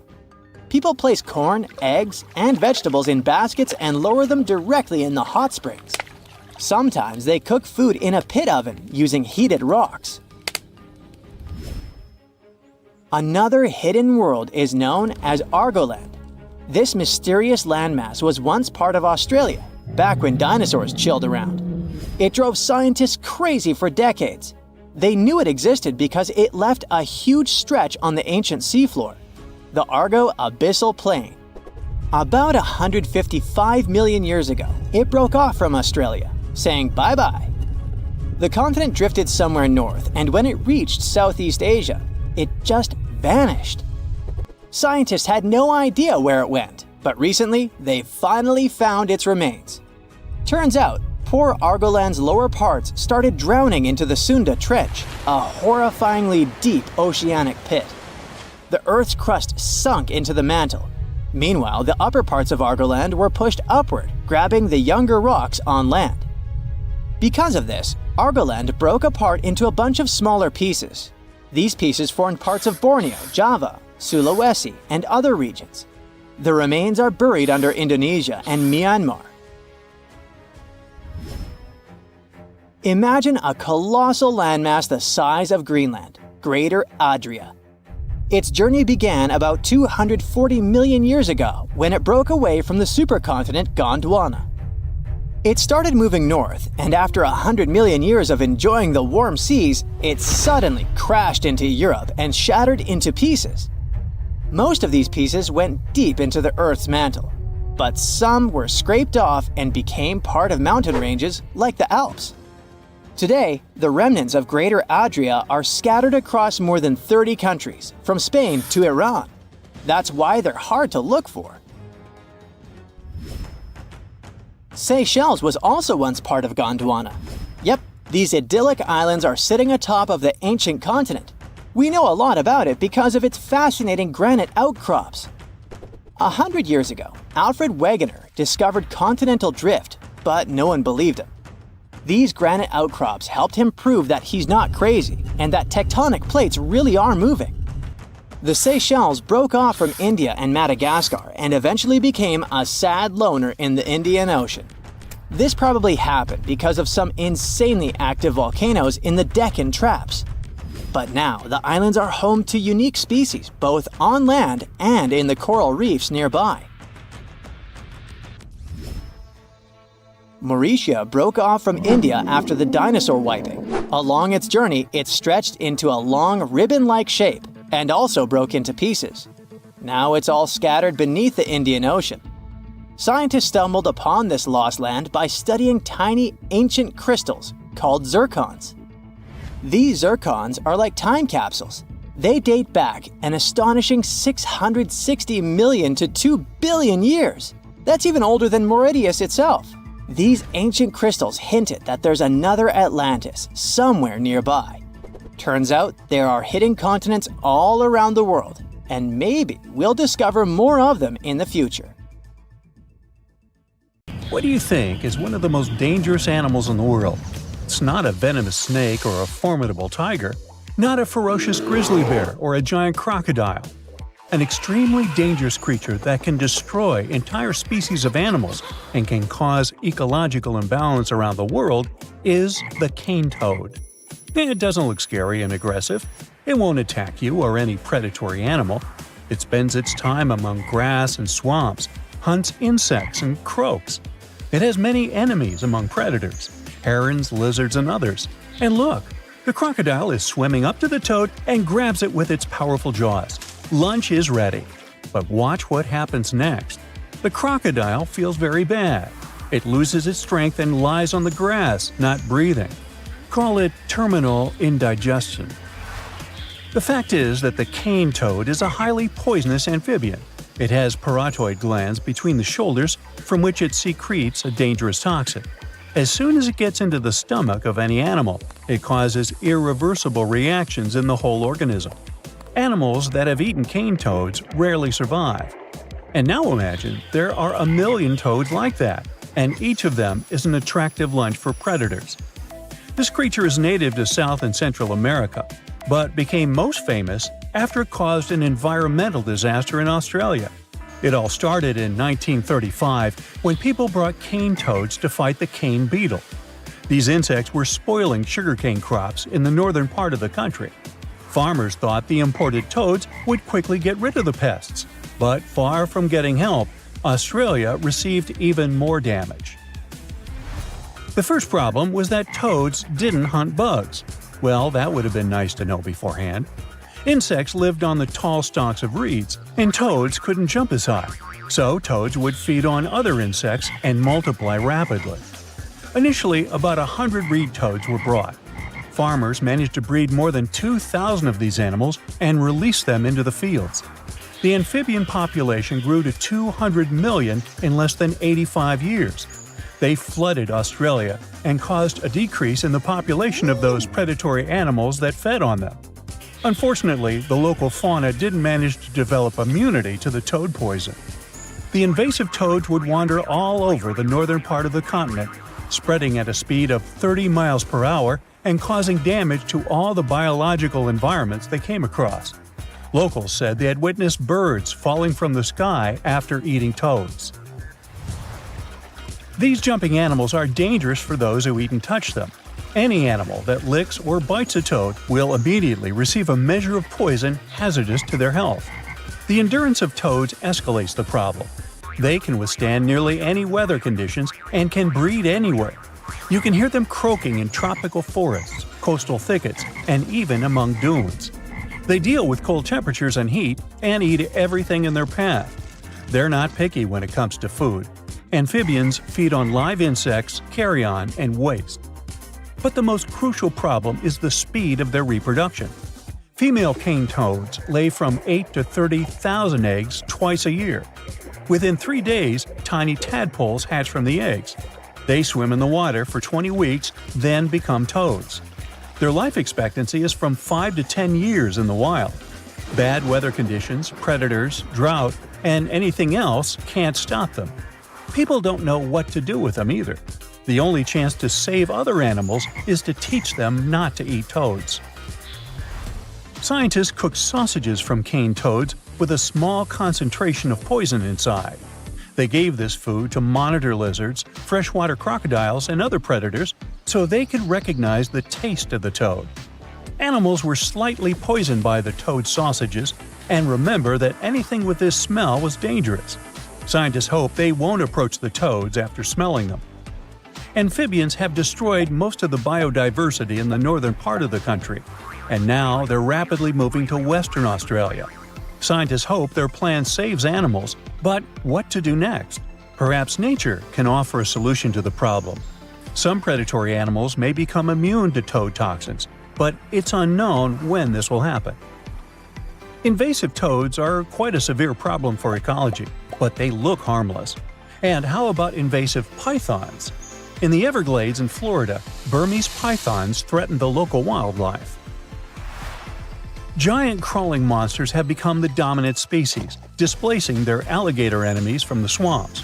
Pythons hunt rabbits, possums, and other animals, decreasing their population by 99%. Of course, there are not as many pythons as toads, and people can get rid of them. But the problem is that they are exceptionally good at hiding. Even professional wildlife experts can't find them in the swamps and jungles. These pythons are also excellent hunters. They hide, wait, and attack, which makes them some of the most dangerous invasive creatures in the world. But fortunately, they don't attack people. Feral hogs are some of the most aggressive invasive species on Earth. They have razor-sharp teeth and mighty tusks. They're not afraid of anything and will attack even a human. These big, fast animals eat acorns, chestnuts, turtle eggs, turkey and quail eggs, trample plants, and strike terror into all creatures in the area. They can cause $1.5 billion in damage annually in 47 states. Imported in the U.S. several centuries ago, feral hogs have recently experienced a fertility splash. Local biologists and farmers are trying to solve the problem, but at the moment, it's pretty challenging to control the feral hog population. This tiny beetle seems harmless, but can cause orange juice to disappear in the U.S. This is the Asian citrus psyllid that loves to eat orange fruit. This insect contains bacteria that infect citrus trees and slowly destroys them. After getting infected, tree roots deform, oranges fall to the ground earlier than they're supposed to, and the tree slowly loses vital energy. The Asian citrus psyllid spreads in Florida, where about 80% of the country's orange juice is produced. Also, this parasite is found in Georgia, Texas, Louisiana, and California, the states where many lemons grow. So we've seen invasive amphibians, reptiles, mammals, and insects. What about invasive birds? The European starling is a cute little bird, but it ceases to be so as soon as it joins a giant flock. Starlings gather in groups of hundreds and thousands, resembling massive black clouds. They fly to cities, villages, and harvest fields in search of food. Birds eat cattle feed and, thus, create a lot of problems for farmers. This invasive insect doesn't threaten other animal species, doesn't spoil crops and trees, doesn't bite, and doesn't transport any infection. But its main problem is the unpleasant smell that it emits. There are so many brown, mammated stink bugs in the U.S. that, most likely, some of them live in your house. If you've ever seen it, you probably remember that stinky smell. Thanks to this fragrance, stink bugs have almost no enemies, at least in America. But in China, their populations are controlled by wasps that use the back of bugs to lay eggs. There are no such wasps in the States, so stink bugs breed freely here. Now, let's talk about one of the most invasive plants in the world. This is giant hogweed. It secretes a poison that is activated when exposed to sunlight. The toxin can burn skin and destroy trees and plants growing around giant hogweed. From the outside, it may seem like a beautiful plant. It has a tall 15-foot stem with a beautiful white flower. But this plant gets rid of other vegetation around it. Giant hogweed releases its seeds, and a light breeze spreads them for miles. When new plants grow, they destroy any other plants living nearby. The problem is that giant hogweed has no enemies. Insect pests can't eat it because of its poison. Animals also avoid it. Well, maybe nature will create some bugs that will eat its leaves and thus restore the balance. There's a country that runs on volcanoes, rivers, and lakes for power. Sounds like a fantasy game setting, but it's all true. Welcome to New Zealand. This island nation already gets about 85% of its electricity from renewable resources like hydro, geothermal, and wind. That's impressive, but it's actually just getting started. Now, let's zoom in on a place called the South Taranaki Bight. It's a stretch of sea off the west coast of the North Island. At first glance, it looks just like any other tropical postcard location, but it's hiding New Zealand's clean energy jackpot. It's all about the South Taranaki Offshore Wind Project. This game changer in the world of green power will build wind turbines in the ocean. enough to generate almost 1 gigawatt of clean electricity. That's roughly enough to power over 430,000 homes. To put that into perspective, that's almost a quarter of all the households in New Zealand. If the country can pull this off, it won't just become greener. It'll kickstart an entirely new profitable industry: offshore wind. It means over 600 new jobs in construction, operations, and maintenance. And these jobs are future-proof. The kind that won't disappear as the world moves away from oil and gas. It also means more tech development for the country, and of course, more energy independence. Experts also believe it will secure more business investment in New Zealand, and the entire offshore wind sector should bring in around $30 billion to the country's GDP between now and 2050. The South Taranaki Bight is a perfect location for this project. It gets consistent, powerful winds, not stormy and chaotic, but steady and useful. That's exactly what you want for wind turbines. And the seabed here is deep, but not too deep, which is ideal for turbine platforms. They usually build traditional wind turbines on land or in shallow water where they can stand on firm foundations. But the ones planned here are offshore wind turbines, which means engineers can install them in deeper water, further from land, and in stronger wind zones. The electricity the turbines generate will move to a major onshore connection point through cables. From there, it will travel via national grid infrastructure to power homes, businesses, and industry. To make all this happen, the project team has already laid the groundwork. One of the coolest things they've done so far is a floating LiDAR campaign. LiDAR means light detection and ranging. And it's like radar, but with lasers. They put this high-tech gear on a floating buoy that stays in the ocean for months. It collects crazy precise data about wind speeds, wave patterns, sea temperature, currents. That's all the stuff you need to plan an offshore power plant. If the project works out, it will take New Zealand to a new green level. Right now, the country still uses fossil fuels during peak demand times, or when the hydro lakes run low. Most of those fossil fuels come from overseas, and they're expensive, polluting, and unreliable. But if offshore wind goes big, it could plug those energy gaps, especially during winter when winds are stronger and electricity use spikes. And if New Zealand produces more clean energy than it needs, it could start exporting it as green hydrogen. It's hydrogen made from water using renewable electricity, which is really healthy for our planet. The South Taranaki offshore wind project, if all goes well, will be more than a local win. It'll be a blueprint, a model other regions of New Zealand could follow. There are wind-rich areas all around the country's coastline, and floating offshore technology makes them more accessible than ever. Some scientists believe New Zealand could build up to 8 gigawatts of offshore wind by 2050. That's 8 times what's being planned in Taranaki right now. Imagine what that could do. Clean energy for the whole country, plus exports, plus global leadership in a brand new industry. Of course, it's not all smooth sailing, and there are some challenges on the way. First, there's marine life. Any large ocean project needs to be careful about how it affects whales, dolphins, fish, and seabirds. That's why scientists are studying marine baseline in the early planning stages to map out the local ecosystem and avoid any harm to it.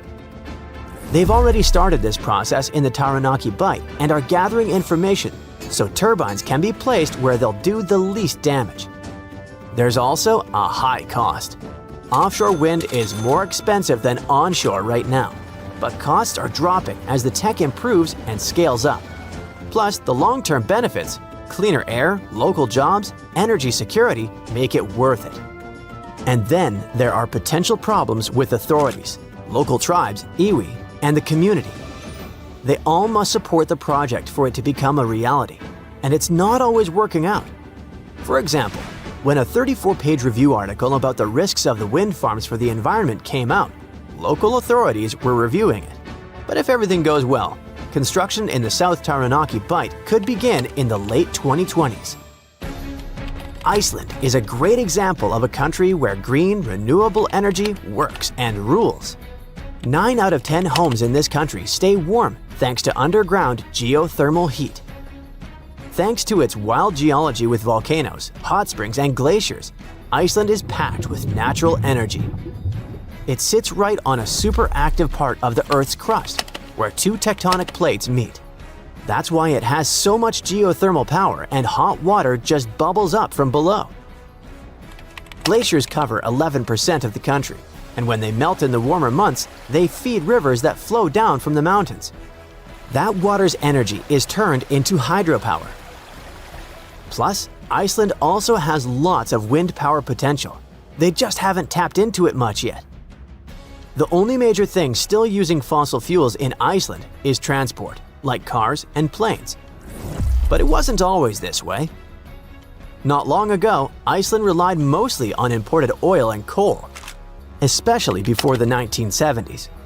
Back then, they mostly used geothermal energy for bathing and washing clothes. The change came when oil prices went up like crazy, and Iceland realized importing fuel was just too risky and expensive. The country needed its own stable, affordable energy. One farmer figured out how to use natural hot water to heat his home. Local communities followed his lead, and soon towns were drilling deeper underground to get even hotter water. That hot water then went through pipes around neighborhoods and heated entire towns.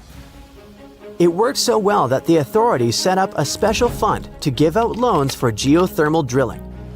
Others started building small hydro plants. By 1950, Iceland had over 500 tiny hydropower stations powering farms and villages. Later, the authorities stepped in again to attract big international companies. If Iceland could offer cheap green power, maybe new industries would move in, create jobs, and help grow the economy. That plan worked, and it also helped build a country-wide power grid. And it was all possible, not just because Iceland has amazing natural resources, but also thanks to teamwork of the authorities and regular citizens.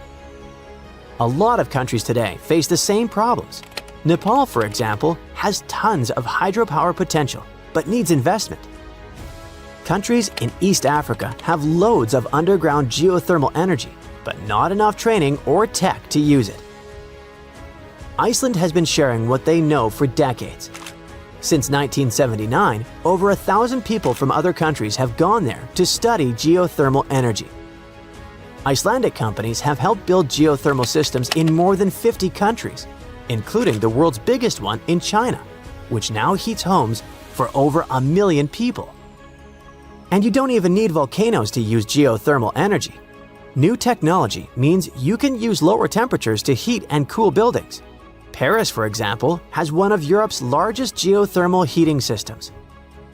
Around 25% of Europeans live in places where this tech could work. The floor is lava. Haha, just kidding. But honestly, it's kind of falling apart. You might not feel it yet, but a huge part of North America has already lost 37 miles worth of rock from its foundation. And no, this isn't about earthquakes or giant sinkholes. It's about the continent losing pieces of the very thing that keeps the ground from wobbling around like a bad carnival ride. A team of researchers has just dropped a geological bombshell. Part of North America's ground is thinning out like a very sad, very slow ice cream drip. How do they know? They basically gave Earth a high-tech full-body MRI and created 3D maps showing how rocks once considered indestructible are now melting away into the planet's guts, like an upside-down cheese pizza inside an oven. But to really understand this mess, you first have to meet my old friends, cratons. Cratons are like the roots of the continents. They're thick, tough, and ancient. We're talking billions of years old. These bad boys survived meteor impacts, supervolcanoes, and even the tectonic movement of plates. If the plates got into fistfights, for example, you can bet we would see mountain ranges being born. If they got a divorce, drifting apart from each other, then a whole new ocean would be born. All of these things leave scars on the surface of Earth, but the cratons seem to always remain unfazed. like the cockroaches of geology. And since a craton can basically get punched in the face and feel nothing, scientists always assumed these things were nearly indestructible. But then, a group of researchers took their fancy machines to the test and realized that, wait, the cratons are falling apart? How? Enter the Farallon Plate, a really ancient tectonic plate that started to slide under North America's major plate over 100 million years ago. This is a pretty normal process, actually. It's called subduction, and it's how Earth recycles rocks and keeps itself from overheating. This subduction thing has been happening for so long that, by now, the Farallon is almost 400 miles away from the craton, sitting pretty chill at the lower mantle, weirdly close to the outer core of our planet. But the Farallon has been causing trouble, like that one roommate who moved out but keeps leaving weird stuff in the fridge. You see, as it sinks, it tugs on the bottom of North America's foundation, stretching it out and causing pieces to fall off into the deep mantle. And if that wasn't enough drama, the sinking Farallon has also leaked water and carbon dioxide into the surrounding rocks, making the craton even softer and easier to shred apart. Thanks, Farallon. Very cool of you. By studying hundreds of earthquakes across thousands of monitoring stations, scientists have confirmed the story. Big chunks of continental material are dripping downward, thinning the craton by as much as 37 miles. That's more missing rocks than can fit into a milk carton. Sounds dramatic, right? But don't worry. This is happening at a snail's pace. It'll take millions of years for anything noticeable to happen. Your great-great-great-great few grandkids from the distant future might still be standing on solid ground. But don't get too comfy. This thing may not be an urgent problem, but there's another type of sinking that's happening faster than you can say, "Help." Here's the thing. By 2050, at least 32 major cities in the US, including New York, Baltimore, and Charleston, could be partially underwater. And guess what? This one is mostly our fault. Scientists noticed that since 2007, some cities have been sinking into the ground between 0.04 and 0.08 inches every year. Charleston, in South Carolina, is pulling ahead in the worst way possible, sinking 0.15 inches annually. Sure, these numbers sound tiny and a bit ridiculous, but Charleston is barely 9 feet above sea level, and a little sinking goes a long way when the ocean is breathing down your neck. On really bad flood days, people there have to abandon their cars and basically swim home. This whole phenomenon is called land subsidence, and when you mix sinking land with rising sea levels, you get a disaster cocktail of flooded streets, salty farmland, ghost forests, and a lot of very cranky homeowners. And it doesn't stop with just homes. Infrastructure like bridges, roads, airports, and power plants, all things we rely on daily, are also at risk of serious damage. Flooded electrical grids and sunken highways could cause billions more in economic losses and create major safety hazards for communities. Now, let's be fair. Not everything is humanity's fault. Some of this trouble dates all the way back to the Ice Age. About 12,000 years ago, massive ice sheets covered the northern US. They were heavy, like seriously heavy. The weight pushed the land down, and when the ice melted, the ground didn't just pop back up like a trampoline. Instead, it started playing a weird game of geological seesaw. The places that were squished started rising, and the places that weren't got pulled down. This whole process, called glacial isostatic adjustment, try to say that 3 times fast. But of course, humans found a way to make it worse. Groundwater extraction is a major culprit. Think of it like pulling the stuff out of the mattress. After a while, the whole thing just sags. In places like California's Central Valley, the land is dropping by up to 8 inches a year because we keep pumping out water during droughts. In cities like New York, the problem isn't just water. Skyscrapers themselves are making it worse. Yep, turns out if you stack millions of tons of concrete and steel onto soft ground, it tends to flatten. And in case you're wondering, the total mass of New York City's buildings is around 1.68 trillion pounds. That's about the same as 3.5 million statues of liberty piled up. With so much weight concentrated over a relatively small area, the underlying soils have no choice but to compress over time. And if you thought it couldn't get messier, think again. We've been building dams, which stop rivers from delivering fresh sediment to coastal areas. That sediment is kind of like Mother Nature's way of fluffing the ground back up. Without it, coastal lands are compacting like an old sponge. Plus, when wetlands are drained for agriculture or construction, the peaty soil dries out and collapses. Honestly, it's like the ground just can't catch a break. Scientists also noticed that the areas that used to be lush wetlands are now among the fastest sinking spots in the country, especially along the Gulf Coast. Louisiana, for example, is losing about a football field of land because of this mix of subsidence and rising seas. So what's the end game here for us regular people who just want to live above sea level? Well, it's not looking great. Ghost forests, which are basically drowned woodlands, are popping up. Farmland is turning salty and unusable. And even sunny day flooding, where streets flood without any rain, is becoming a thing. Yikes! Meanwhile, over on the West Coast, California is not exactly winning either.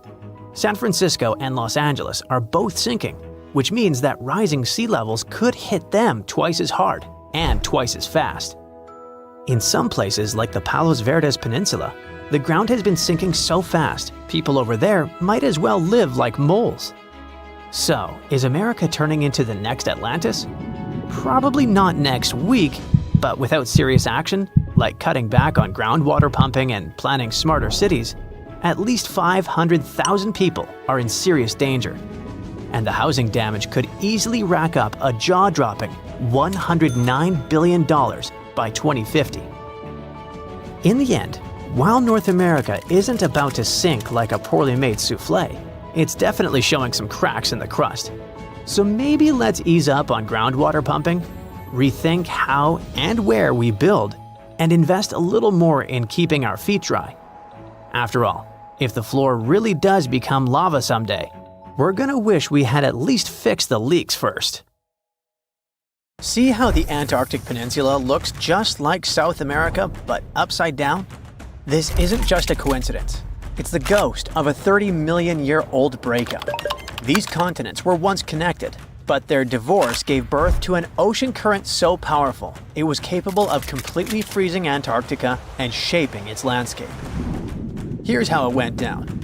Tectonic plates pulled a sneaky move and cracked open a ridiculously narrow passage in the ocean, about only 500 miles wide, forcing 4.5 trillion cubic feet of water to flow inside this geological straw. This was the birth of an ocean current stronger than the Amazon River. This ocean current, called the Antarctic Circumpolar Current, by the way, flows in a circular motion, going clockwise because of the strong winds that blow over there. This circular motion around Antarctica caused erosion, shaping the landmass of the continent into a circle, except for that stubborn peninsula, which is being slowly dragged east like a kid refusing to leave a playground. Wait, South America and Antarctica used to be one? Yep, a long time ago.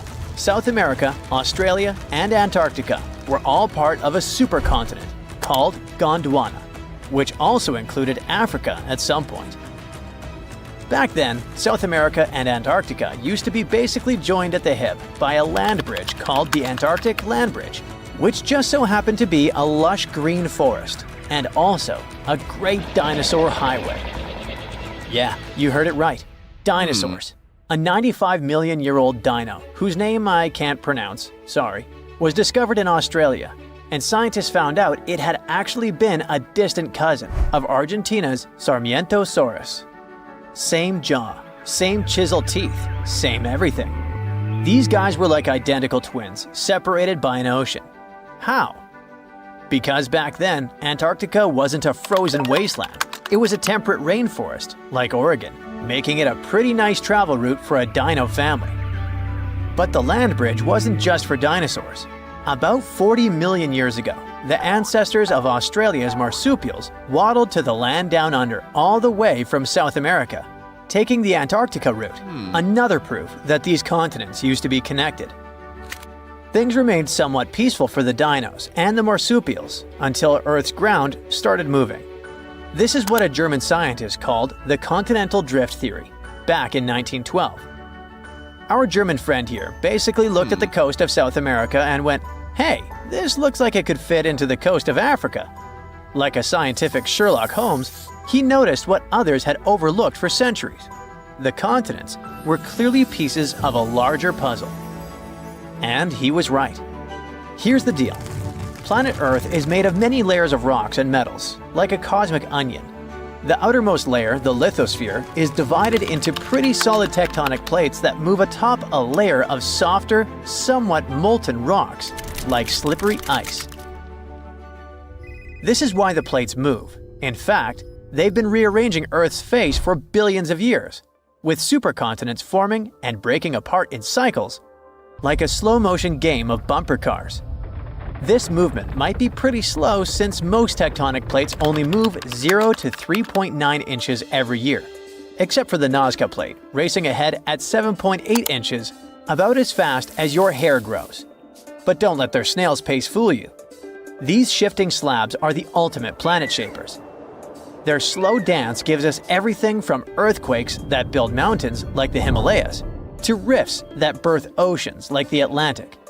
All because the oceanic crust is dense and sinks like a stone, while continental crust floats like a cork. It's this density difference that explains why continents exist at all. Without it, Earth would be completely covered by shallow seas. This slow-motion planetary renovation project is exactly what tore South America and Antarctica apart 30 million years ago. The plates under these continents started to drift apart in a process called crustal extension.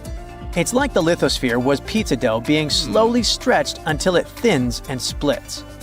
As the crust stretched, it became thinner and weaker, eventually cracking like the surface of a drying lake bed. This whole thing gave birth to a new tectonic plate, the Scotia Plate, that emerged between South America and Antarctica, like a geological divorce lawyer. For a while, parts of this plate stayed above water as the last gasp of the Antarctic land bridge. It was Earth's version of that one thread still connecting your hoodie after the zipper breaks. These final connections might have persisted as chains of islands, but just like that fraying hoodie, the connection couldn't last forever. Eventually, this small but mighty plate became the final nail in the coffin of the land bridge connecting the two continents.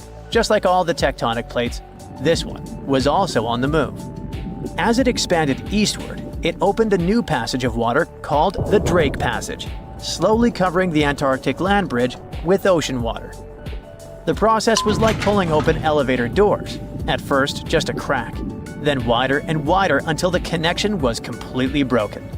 This geographical divorce had chilling consequences.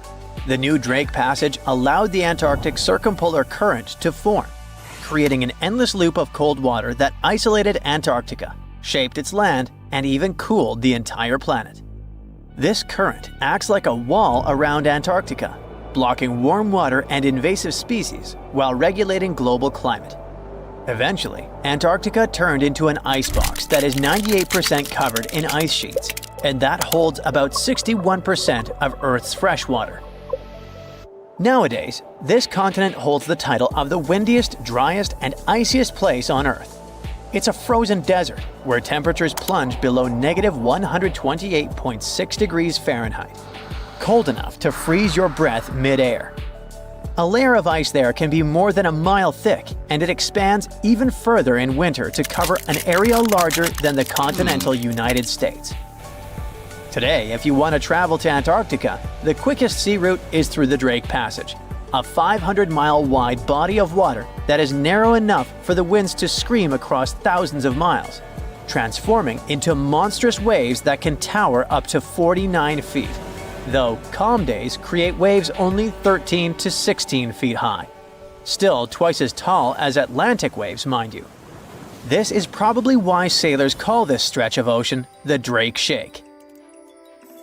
But tectonic movement isn't just about shifting continents. It's Earth's ultimate life support system. You see, about half of our planet's heat comes from radioactive decay in the core. Thanks, uranium-235. Something like nature's nuclear reactor. This heat is behind everything from volcanoes to the very plate motion that once connected Antarctica to South America. And it only comes out of the core because of tectonic movement. Without this internal heat engine, Earth would be just like Mars.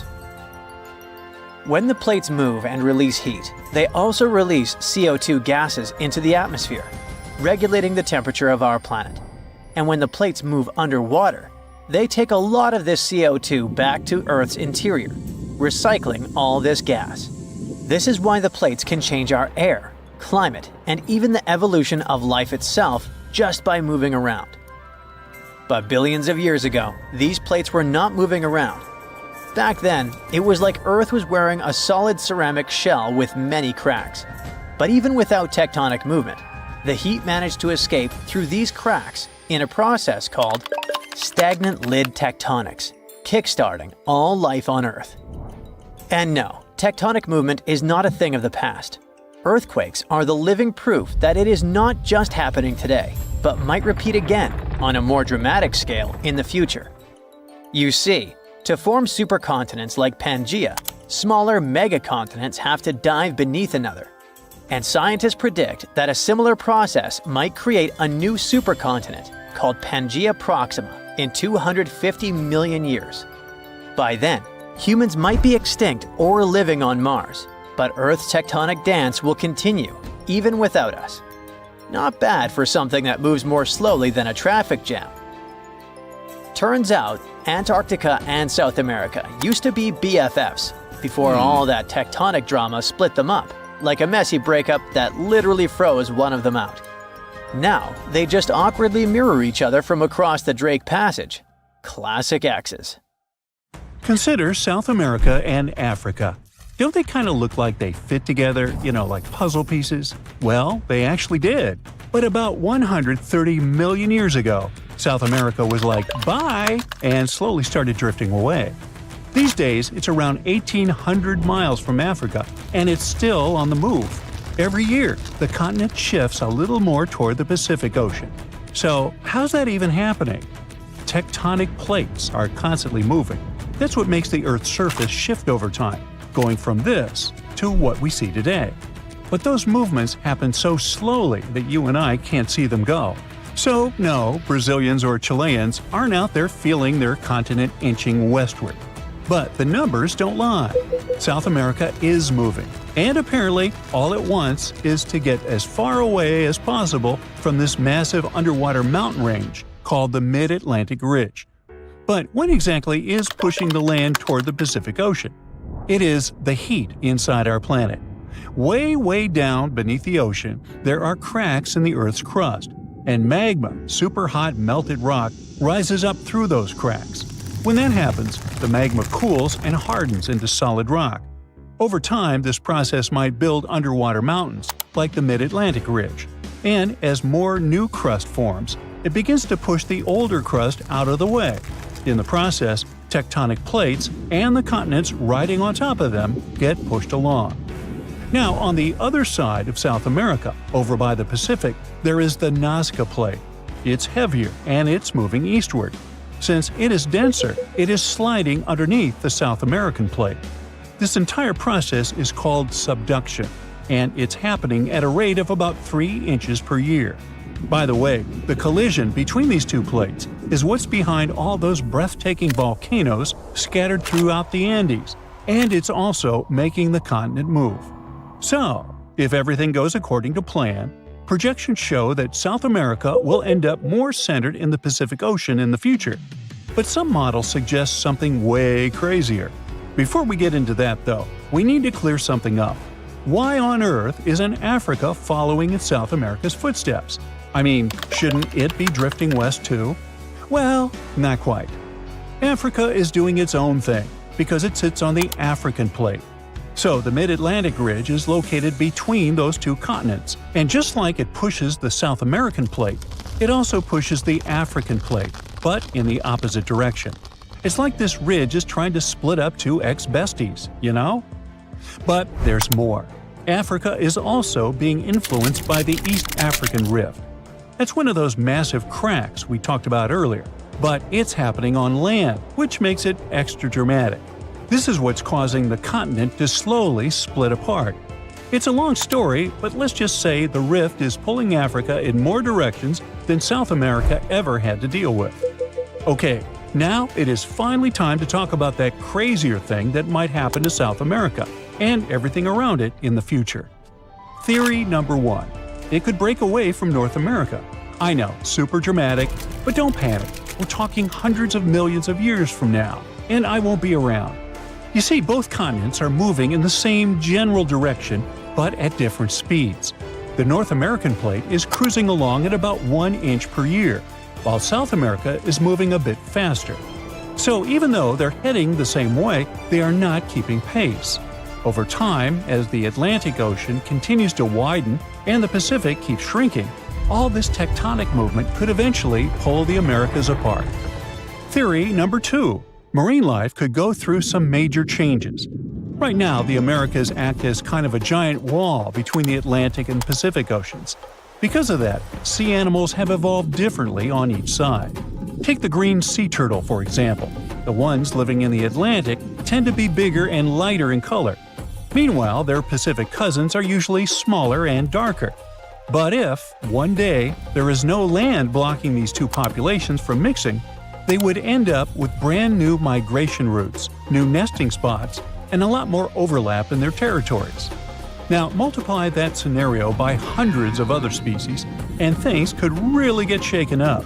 We're talking about new interactions, unexpected competition, and maybe even the rise of entirely new species. Alright, theory number 3. America might meet Africa again. Right now, the Mid-Atlantic Ridge is busy creating a new seafloor, and because of that, the Atlantic Ocean is slowly getting wider. But in about 125 million years, scientists believe that process could come to a stop. Instead of the seafloor spreading apart, the ocean floor might start getting pulled under the continents.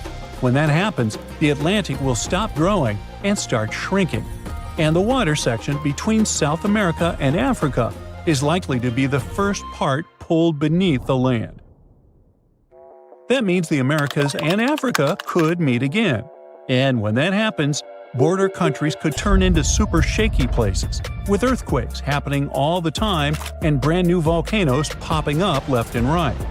The eastern United States would no longer be known for the peaceful green slopes of the Appalachians, but for snow-covered giants that occasionally spew lava and ash, more like the Cascade Range out west.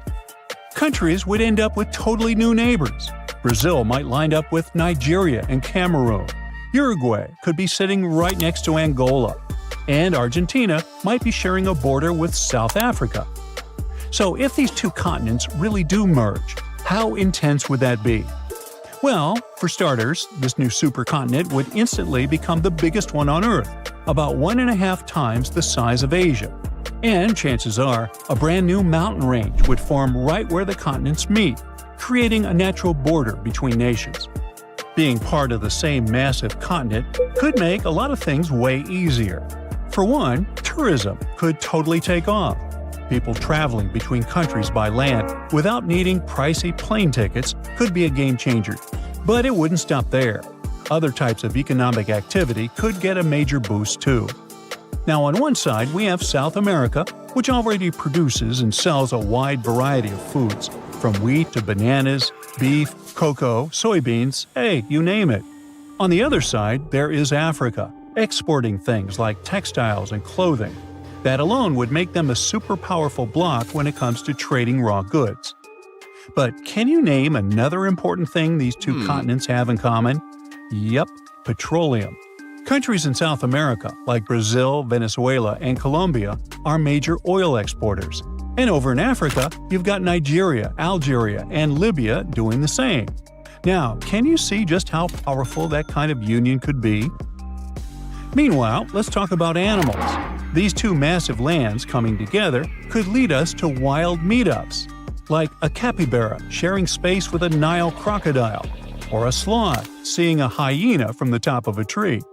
This could even lead to new animal hybrids showing up, like a tabby crocodile or a sloth hyena.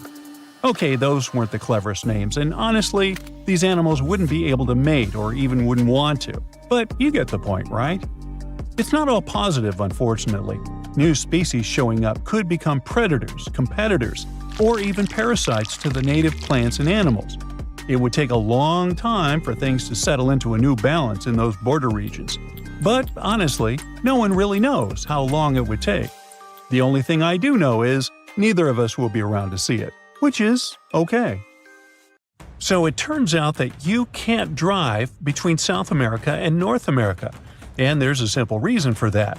There are no roads connecting the two continents, not even a rudimentary one. Technically, you could try your luck crossing on foot, but let me tell you, that would be a huge, huge mistake. The region that connects the two continents is called the Darian Gap. It stretches across southern Panama's Darian province and the northern part of Colombia. The only land route there is a 60-mile jungle trek. Crossing it can take anywhere from 3 to 10 days.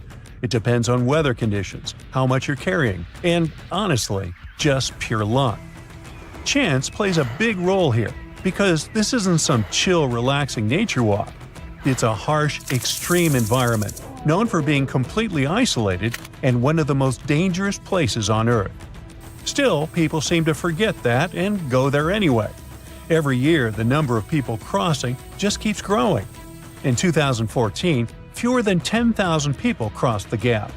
In 2023, that number increased to 520,000. Now, you might be wondering, what are so many people doing in the middle of the two American continents, risking all that danger? Well, that's because the Darian Gap has become a route for refugees migrating to North America. But to get there, they face all kinds of dangers, from insect bites and infections to serious fractures. We're talking about a no-man's land. Since there are no police stations, immigrants must also watch out for thieves. Along the way, they have no choice but to rely on and support each other. Most people start the crossing with at least a tent or tarp, rain boots, water, and some food.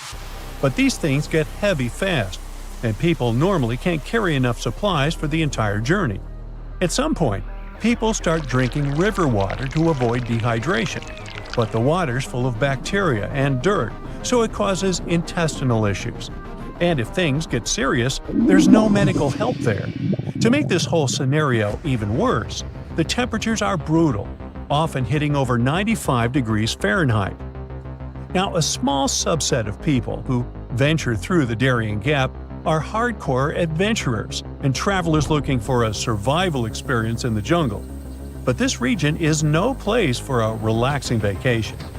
A group of tourists who went there in 2023 ended up getting jungle rot, a fungus that affects the feet. The situation got so bad that a woman had to be carried out by the group on the last day because she couldn't walk. No matter how prepared people are for the Darian Gap, in the end, survival mostly comes down to luck. Out there, travelers won't find cities with solid infrastructure where they can crash at a hotel and gear up for the next day. In some spots, they might stumble across basic camps right in the jungle. These camps might offer wooden platforms for tents, bucket showers, toilets, and even plates of chicken and rice. But it all comes at a price. Wi-Fi, for example, might cost $2 an hour, and that seems like a pretty good deal, considering there's no cell phone service on the trail. They pretty much lose all contact with the outside world. Now picture a dense rainforest with steep, muddy terrain.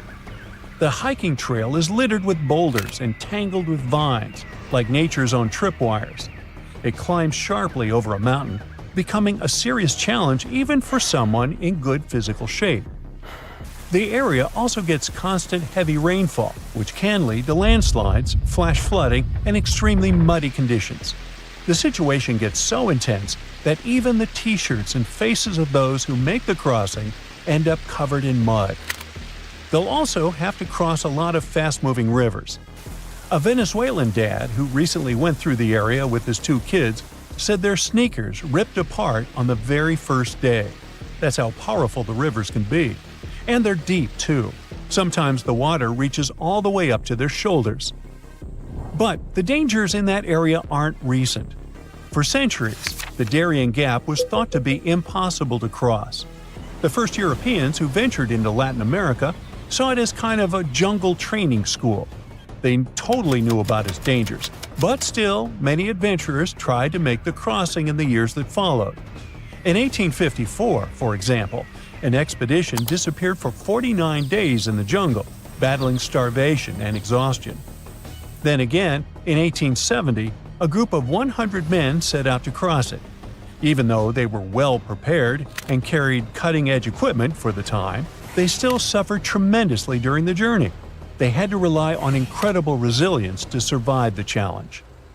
Over the years, people who ventured in often ended up passing away from hunger, thirst, and even drowning in rivers. They also faced the risk of being attacked by dangerous animals like jaguars, white-lipped pecaries, and the fer-de-lance, a fast, irritable snake that is one of the most venomous out there. The area is also swarming with mosquitoes, which can spread serious health problems. Leaning against trees to rest can also be risky. This jungle is full of spiked chunga palm trees, which are covered in long black spines up to 8 inches long. Unfortunately for us, these spines are covered in all sorts of bacteria. Just brush against a chunga, and you could end up with infected wounds. And yet another danger is getting lost in the dense forest and never finding your way back to safety. These days, though, this risk is a lot lower. Some people have mentioned color-coded markers that help guide travelers and keep them from going the wrong way. If they see blue or green fabric tied to trees, it means keep walking. But if they spot red fabric, that's a sign they're going the wrong way and need to turn around quickly. Since there are so many dangers, why not just build a road through the Darian Gap? While it might seem like a good idea, building a road connecting Panama and Colombia isn't really that simple. The Darian Gap has a humid climate, tough terrain, and constant rainfall, which means any attempt to build a functional road would be highly challenging and super expensive. Even though there have been previous attempts to fill in the gap. See, there's a huge road system called the Pan-American Highway, which stretches all the way from Alaska to the southern tip of Argentina. Nowadays, this highway hits a roadblock right at the Darian Gap.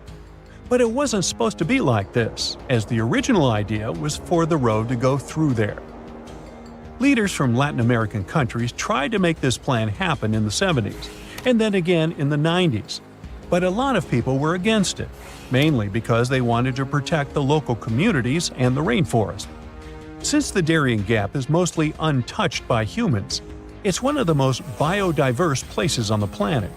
It's believed that 1 in 5 species are endemic to the region, meaning they only exist in that specific area, like the Darian pocket gopher and the slatty slender mouse opossum. A road would have really damaged the ecosystem in the area, so the plans were scrapped. Eventually, an alternative was created to travel by sea. At least 2 companies started a ferry service connecting the 2 countries. However, the business wasn't profitable, and they ended up shutting down.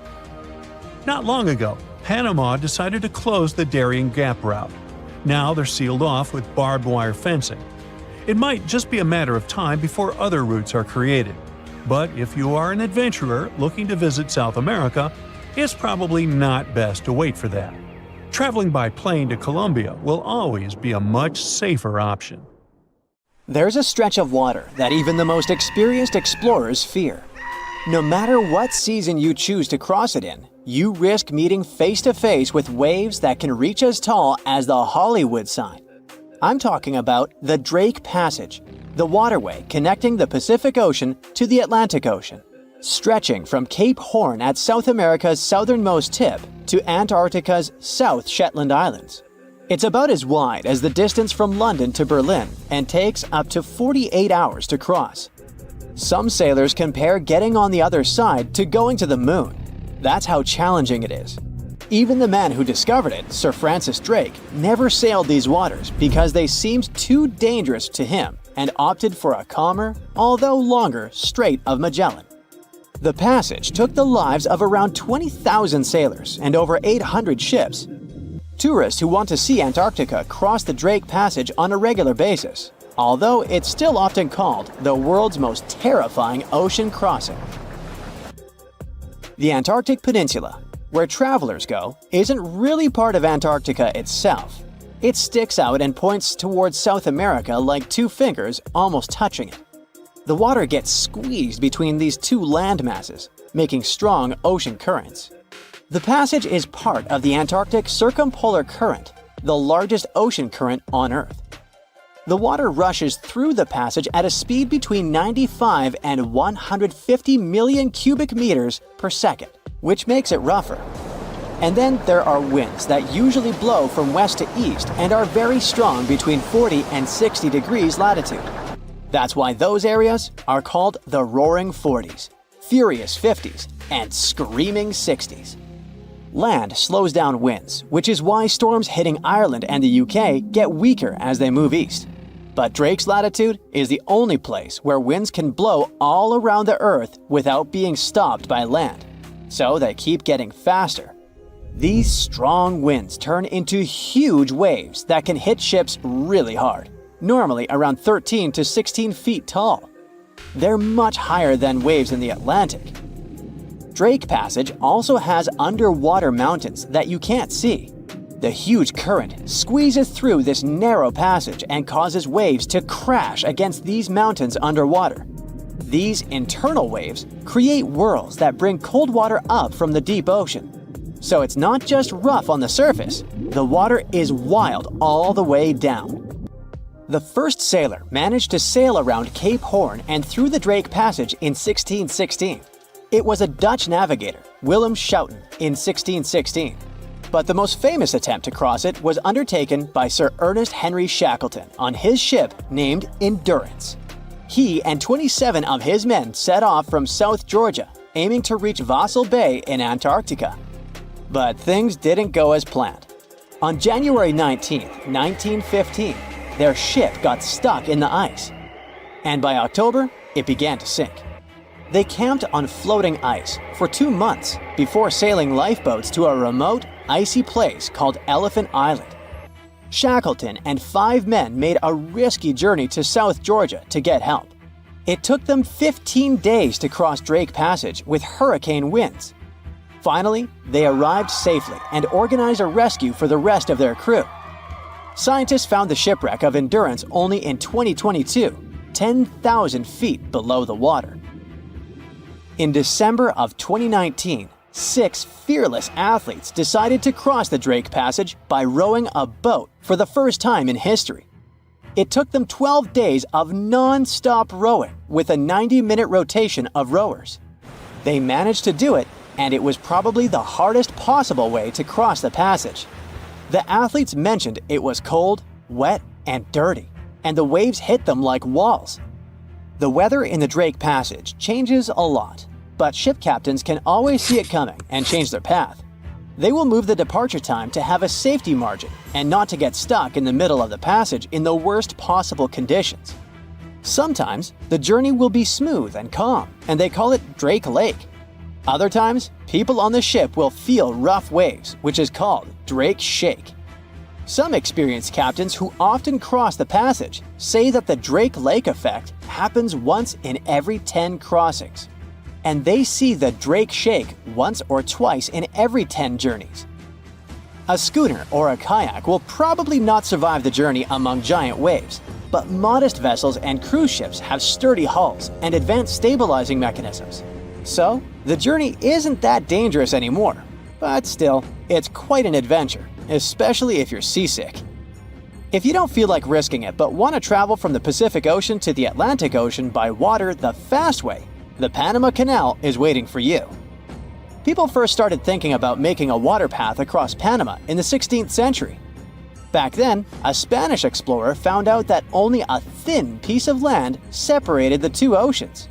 But it seemed impossible to build it because of the mountains and thick jungle, so the idea had to wait a couple of centuries. Finally, in 1880, France, led by the man who built the Suez Canal in Egypt, tried to make the canal. But the people who started the construction soon found out it was much harder than it looked on a map. The land in Panama was one of the toughest and most dangerous places to dig a big waterway. Workers had to literally move huge mountains in a jungle full of snakes, where it was really hot and rainy. During the wet season, heavy rain turned rivers into wild rapids and soaked the workers. Sometimes, they didn't see the sun for 2 weeks, and their clothes stayed wet all the time. Big rocks were falling, and tiny mosquitoes that carried malaria made people very sick. And then, an earthquake happened on top of everything. They were losing thousands of people. That's why France decided to abandon the project after 7 years. Then, the United States bought the French assets in the canal zone and finished it by 1914. It cost the US around $375 million. The 50-mile-long passage of water saves ships traveling between New York and San Francisco 7,872 miles. Around 14,000 ships use it every year and pay around $1.8 million in tolls. So it looks like it all paid off. Another challenging waterway in this part of the world is the Amazon River. It's around 4,300 miles long and flows through 3 countries with over 30 million people living in its basin. But there isn't a single bridge across it. The river has many marshes and soft soils, so engineers would need to build very long bridges and very deep foundations, which costs a lot of money. Building bridges over deep water is tough, but in other places in the world, engineers can use things like floating platforms to help. The river's path and water levels change a lot during the year. During the dry season from June to November, the river is usually 2 to 6 miles wide. But in the wet season from December to April, the river can become as wide as 30 miles. And the water level can rise by 50 feet. That's why they can't build floating bridges or pontoons. The riverbanks are made of soft dirt that moves and erodes with the seasons, and it makes things even harder. It would have to be an absolutely unique project to overcome all these challenges. Luckily, there's no pressing need for a bridge across the Amazon right now. The river mostly goes through areas that are sparsely populated, so there aren't so many major roads to be connected by bridges. Some mistakes have the power to change the course of history. One such story has to do with an old, boring key that could have saved the Titanic from its infamous demise. The key belonged to the crow's nest locker that housed binoculars, which could have helped the lookouts spot the iceberg sooner. There's more. The key wasn't even on board the ship when it set sail. The second officer took it with him when he was taken off the ship at the last minute. As the story goes, the officer forgot to hand the key over to his replacement in his hurry to disembark. So, when the lookouts were in desperate need of binoculars, they were out of luck. One of the lookouts, named Fred Fleet, even testified that if they had had binoculars, they would have spotted the iceberg in time to avoid it. And when asked how much sooner, Fleet replied, "Enough to get out of the way." In 2015, some auctioneers got their hands on Blair's key and presented it as one of the most important artifacts from the Titanic. They truly believed it could have saved the ship. Blair kept the key as a souvenir and passed it down to his daughter, Nancy. At one point, it was up for auction with a price tag of over $80,000. Blair himself was quite the hero, it seems.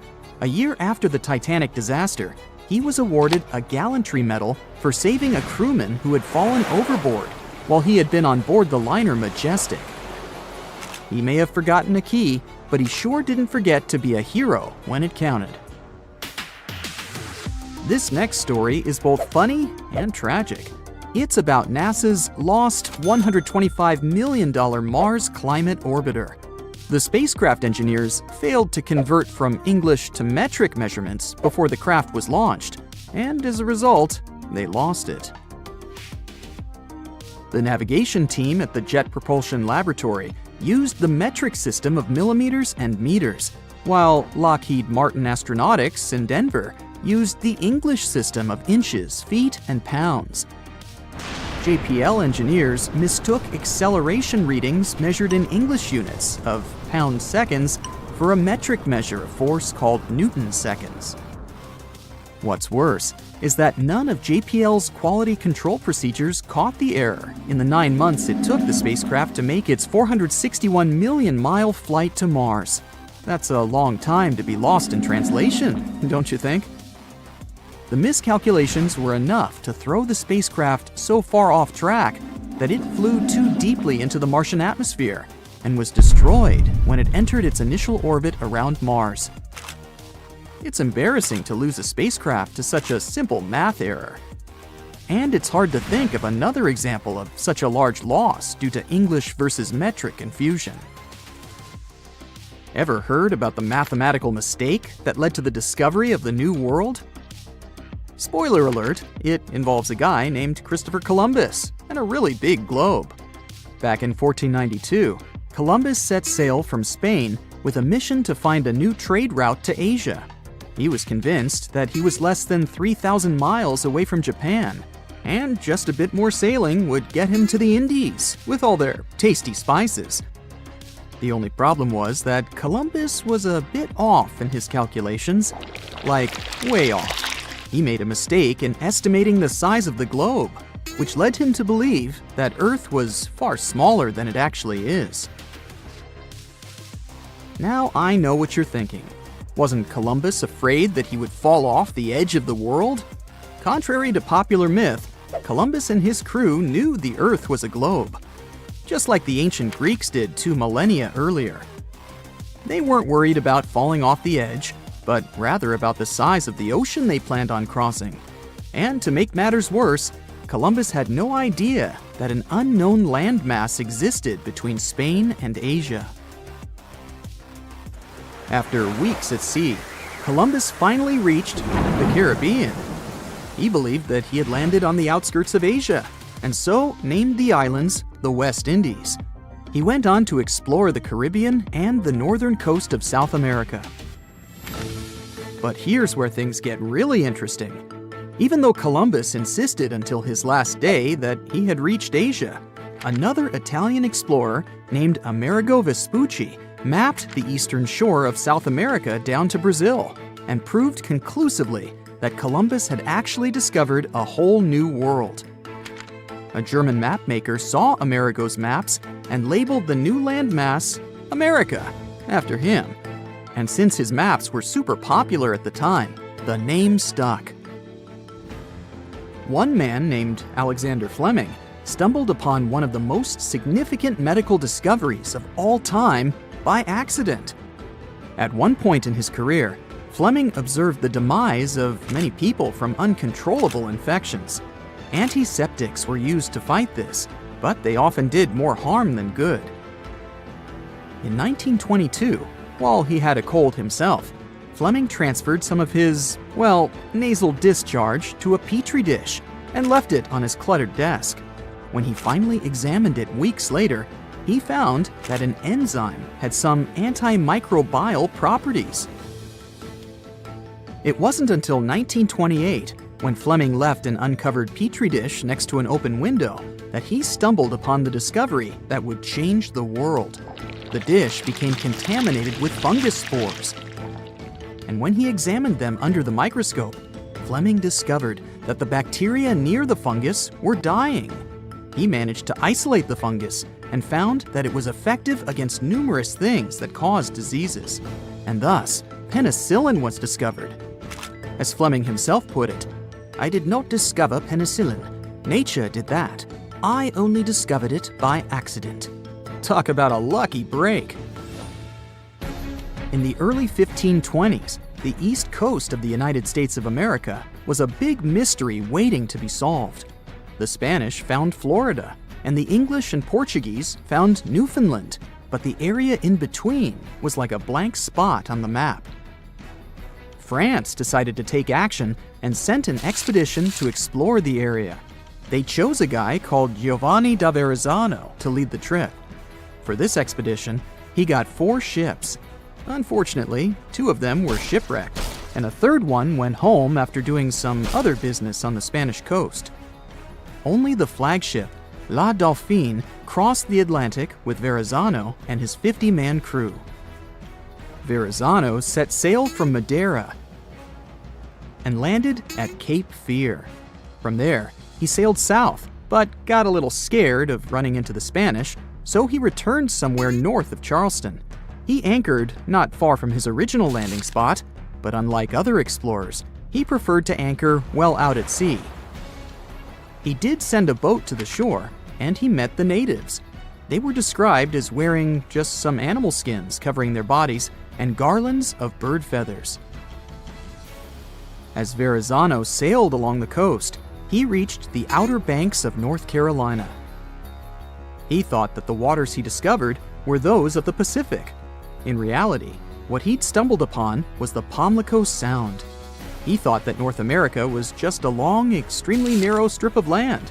This mistake led mapmakers to show North America as almost completely divided in two. Moving on, Verrazano reached a beautiful place that he called Arcadia, probably Kitty Hawk, North Carolina. Sailing further north, he missed the entrances to Chesapeake and Delaware Bays because he kept quite far from the coast until New Jersey. Then, the moment we've all been waiting for, Verrazano discovered New York Harbor, and he anchored in the Narrows. Later, it was named after him, and now it is spanned by the Verrazano Narrows Bridge. Once Verrazano's Sea appeared on the map, it became widely accepted and impacted loads of future explorers. For example, Henry Hudson went looking for a passage to the Pacific in the middle latitudes of the continent. But, as it turns out, the Englishman never did find the Pacific Ocean anywhere near Virginia. And the cartographic myth eventually faded away. It's funny to think about how a mistaken belief could have such an impact on history. A giant crack, more than 2,000 miles long, is splitting open across Africa. Roads, houses, even schools are getting torn apart. Now, scientists think they've finally figured out what's causing it. An enormous column of scorching hot rock called superplume, rising from deep inside the Earth. And it's slowly pushing the land apart inch by inch. This isn't a small shift though. The continent is breaking in two, and the clue to what's going on could be hidden thousands of miles away in Hawaii. And why does the United States suddenly have a role in all of this? Hang on, we'll get there. First, it's important to know this isn't new information. Africa has been slowly splitting for about 25 million years. This is happening in a region called the East African Rift System. It stretches thousands of miles from Ethiopia down to Mozambique and is the largest active continental rift system on the planet. And by that, I mean places where the Earth's crust is being stretched and pulled apart, causing faults, earthquakes, and volcanic eruptions. Scary stuff to say the least. Back in 2018, for example, a massive crack appeared near a small town just west of Kenya's capital, Nairobi. In some spots, it was about 65 feet wide. That's almost the length of two school buses parked one after the other. The whole thing was terrifying. It happened fast and left a trail of destruction. Roads were cut off, farms torn apart. People were on edge as the ground opened up beneath their feet. And I mean that quite literally. One man watched the crack rip straight through his home. He barely had time to grab a few of his belongings before his entire house collapsed. Sounds terrifying, right? Since it happened in the East African Rift region, panic spread fast. The media was all over it, claiming it was proof that Africa is splitting apart. People standing near the crack thought, oh boy, it's already happening. And many still believe that today. But that's not actually the case. At least not with that particular crack. Because after the initial panic, videos and photos of it revealed clues that it wasn't related to tectonic plate movement. First clue, the two sides of the crack didn't match. Like trying to fit the wrong puzzle pieces together. They simply didn't line up. Second clue, the gap wasn't one continuous line. There was some kind of soil bridges in between. All this showed it was sudden erosion. I mean, some specialists believe the crack had once been filled with volcanic ash from nearby Mount Longonot. But then the region was hit with heavy rains. When water soaked through the soil, it washed the ash away, leaving the gap exposed. Problem solved. Even after the truth came out, it was too late. This event brought the whole Africa is splitting talk back. And here's the thing.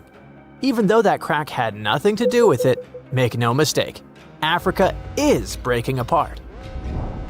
That's because the continent sits between two tectonic plates, the Somali Plate in the east and the Nubian Plate in the west. The problem is they're moving away from each other, and as they drift apart, the gap in the East African Rift keeps getting wider. Eventually, the Somali Plate could split completely from the Nubian Plate, creating an entirely new landmass, something on the scale of Madagascar or even New Zealand. You don't have to worry though. This process is super slow. So slow that none of us will see it finished. Experts say the continent is moving apart by about 0.3 inches a year in some places. To give you an idea, that's less than the length of your fingernail. So we can say this split will take millions of years, which is good news for the people living there. But that doesn't mean they won't feel the effects of this slow break. In fact, they're already happening. Take Ethiopia's Afar region, for example. Back in 2005, this area showed just how unpredictable the rift can be. In a short period, 420 earthquakes hit the area, opening up a massive fissure.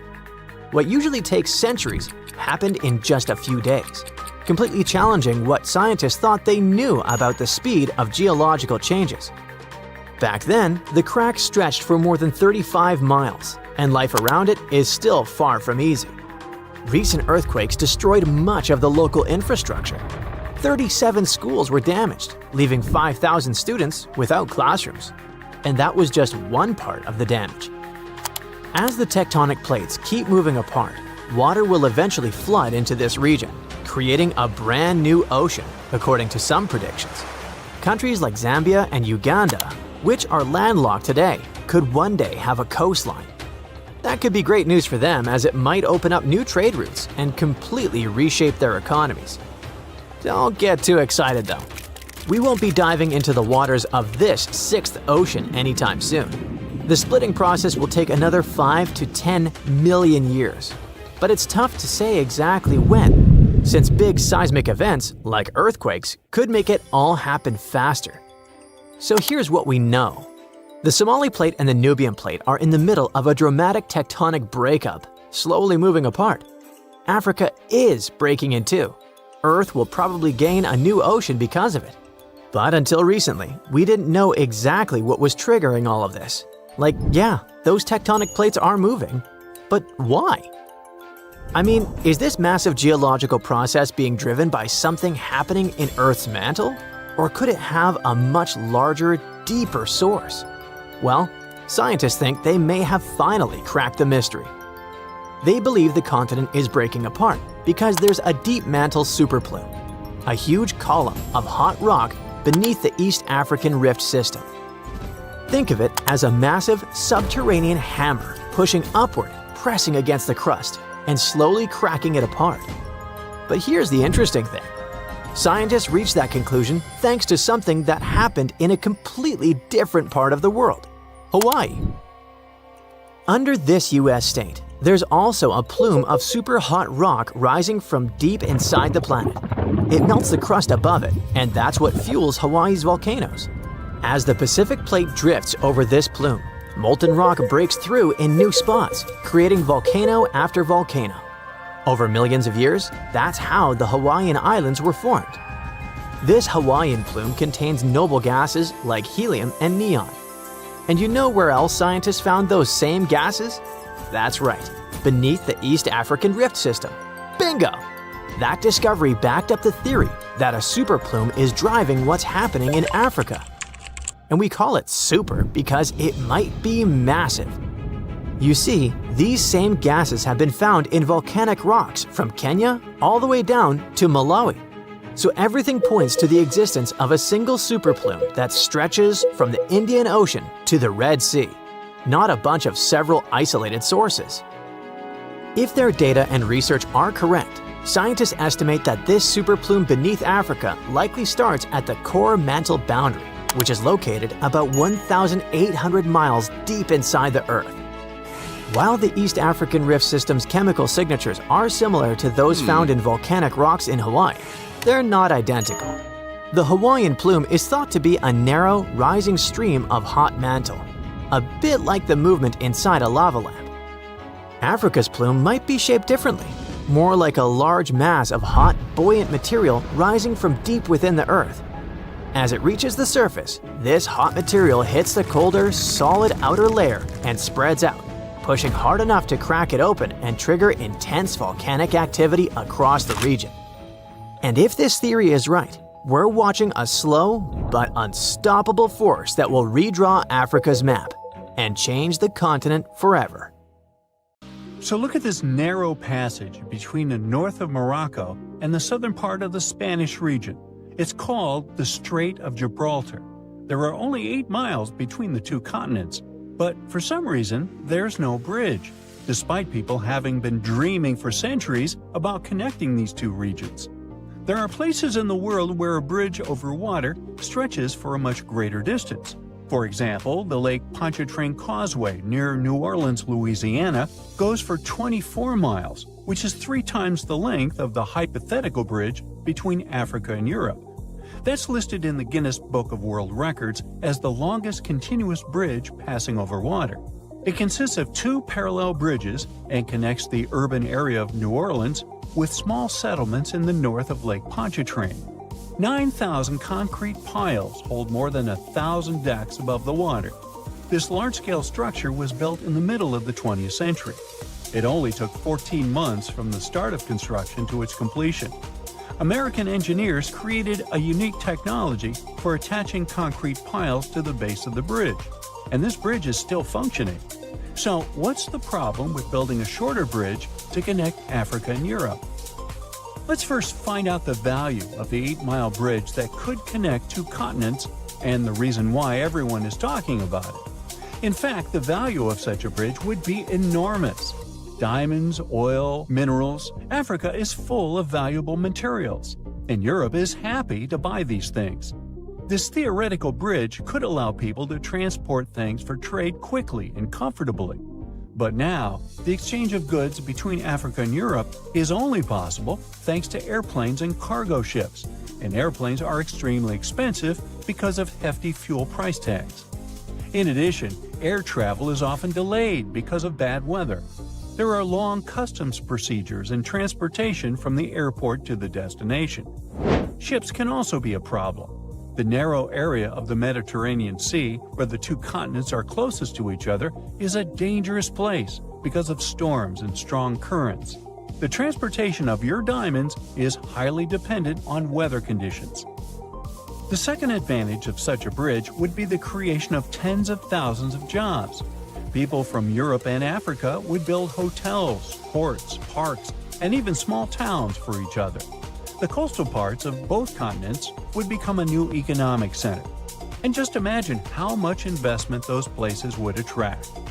Europe and Africa would be much closer than ever before. You could drive from a small Spanish town to a safari park in northern Morocco, buy Moroccan tea, get some argan oil, and go home for the evening. Or you could take a high-speed train across the beautiful Mediterranean Sea. People would open hundreds of restaurants, amusement parks, shopping malls, and a museum next to this bridge. But, unfortunately, it's impossible to build such a bridge, at least at the moment.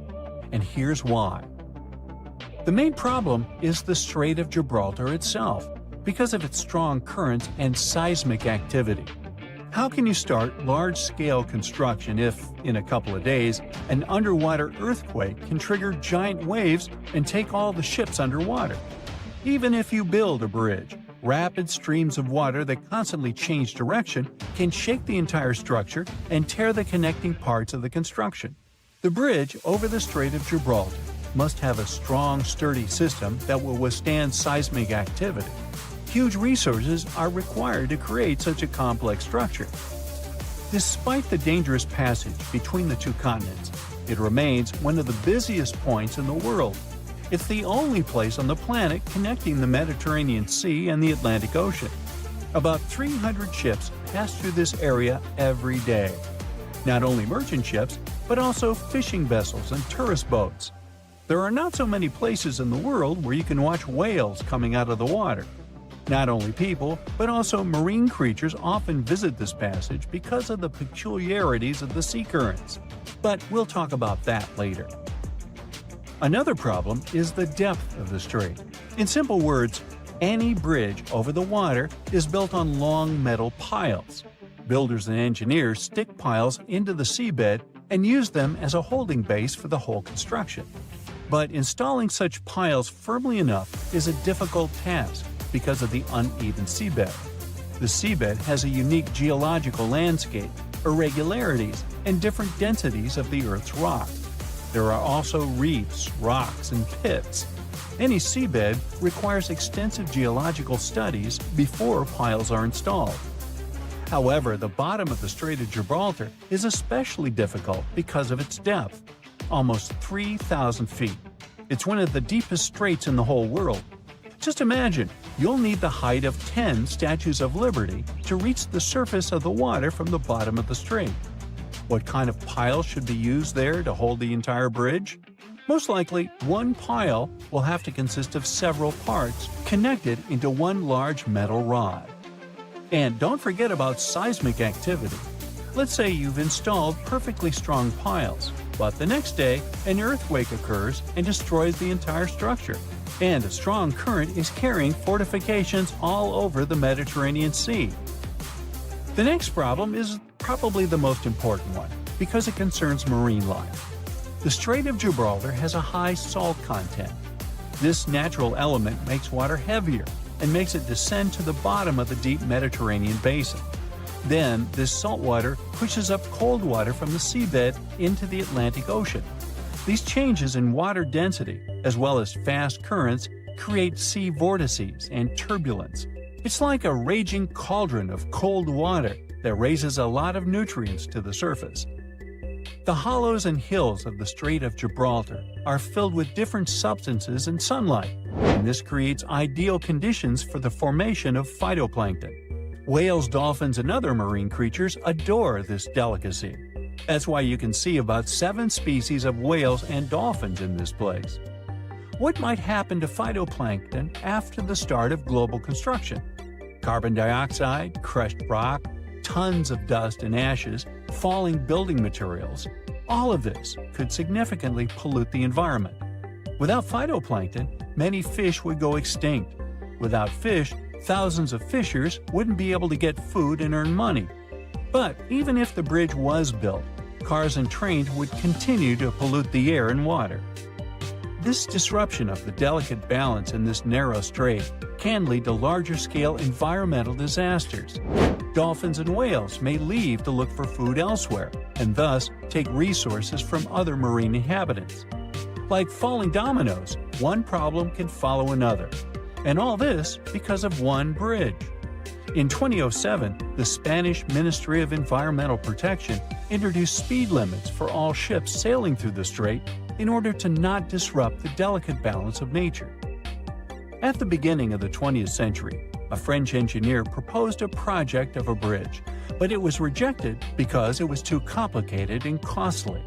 People also tried to develop a 23-mile-long tunnel, but this project also faced financial and technical difficulties. People are still dreaming of a bridge over the Strait of Gibraltar. Perhaps, in the future, when we develop cooler technologies, we'll be able to build this thing. Oh, by the way, there hasn't always been water between these two regions. In the distant past, the two continents were connected. The entire Mediterranean Sea is the remains of the Tethys Sea that existed before the era of dinosaurs. Then the African and Indian plates collided with the Eurasian one, and the Tethys Sea completely disappeared. In its place, a land bridge was formed that separated the Mediterranean Sea from the ocean. Without access to water, the sea dried up about 6 million years ago. But then, when the bridge came down, the water began to fill the dried-up pool. For tens of thousands of years, the narrow plate sank lower and lower, and the Mediterranean Sea eventually got its current water levels. Wow, this port is so buzzing! Thousands of people come here every day to work, cargoes come and go, fishers are weighing their catches for the day, and even posh cruise ships pop in here to show this idyllic place to all the people on vacay. The ocean shore is fantastic. People walk along the beach eating ice cream or building sandcastles. Oh, and by the way, right now we're standing where the Sahara Desert used to be. Normally our lifetime is too short to see any major changes.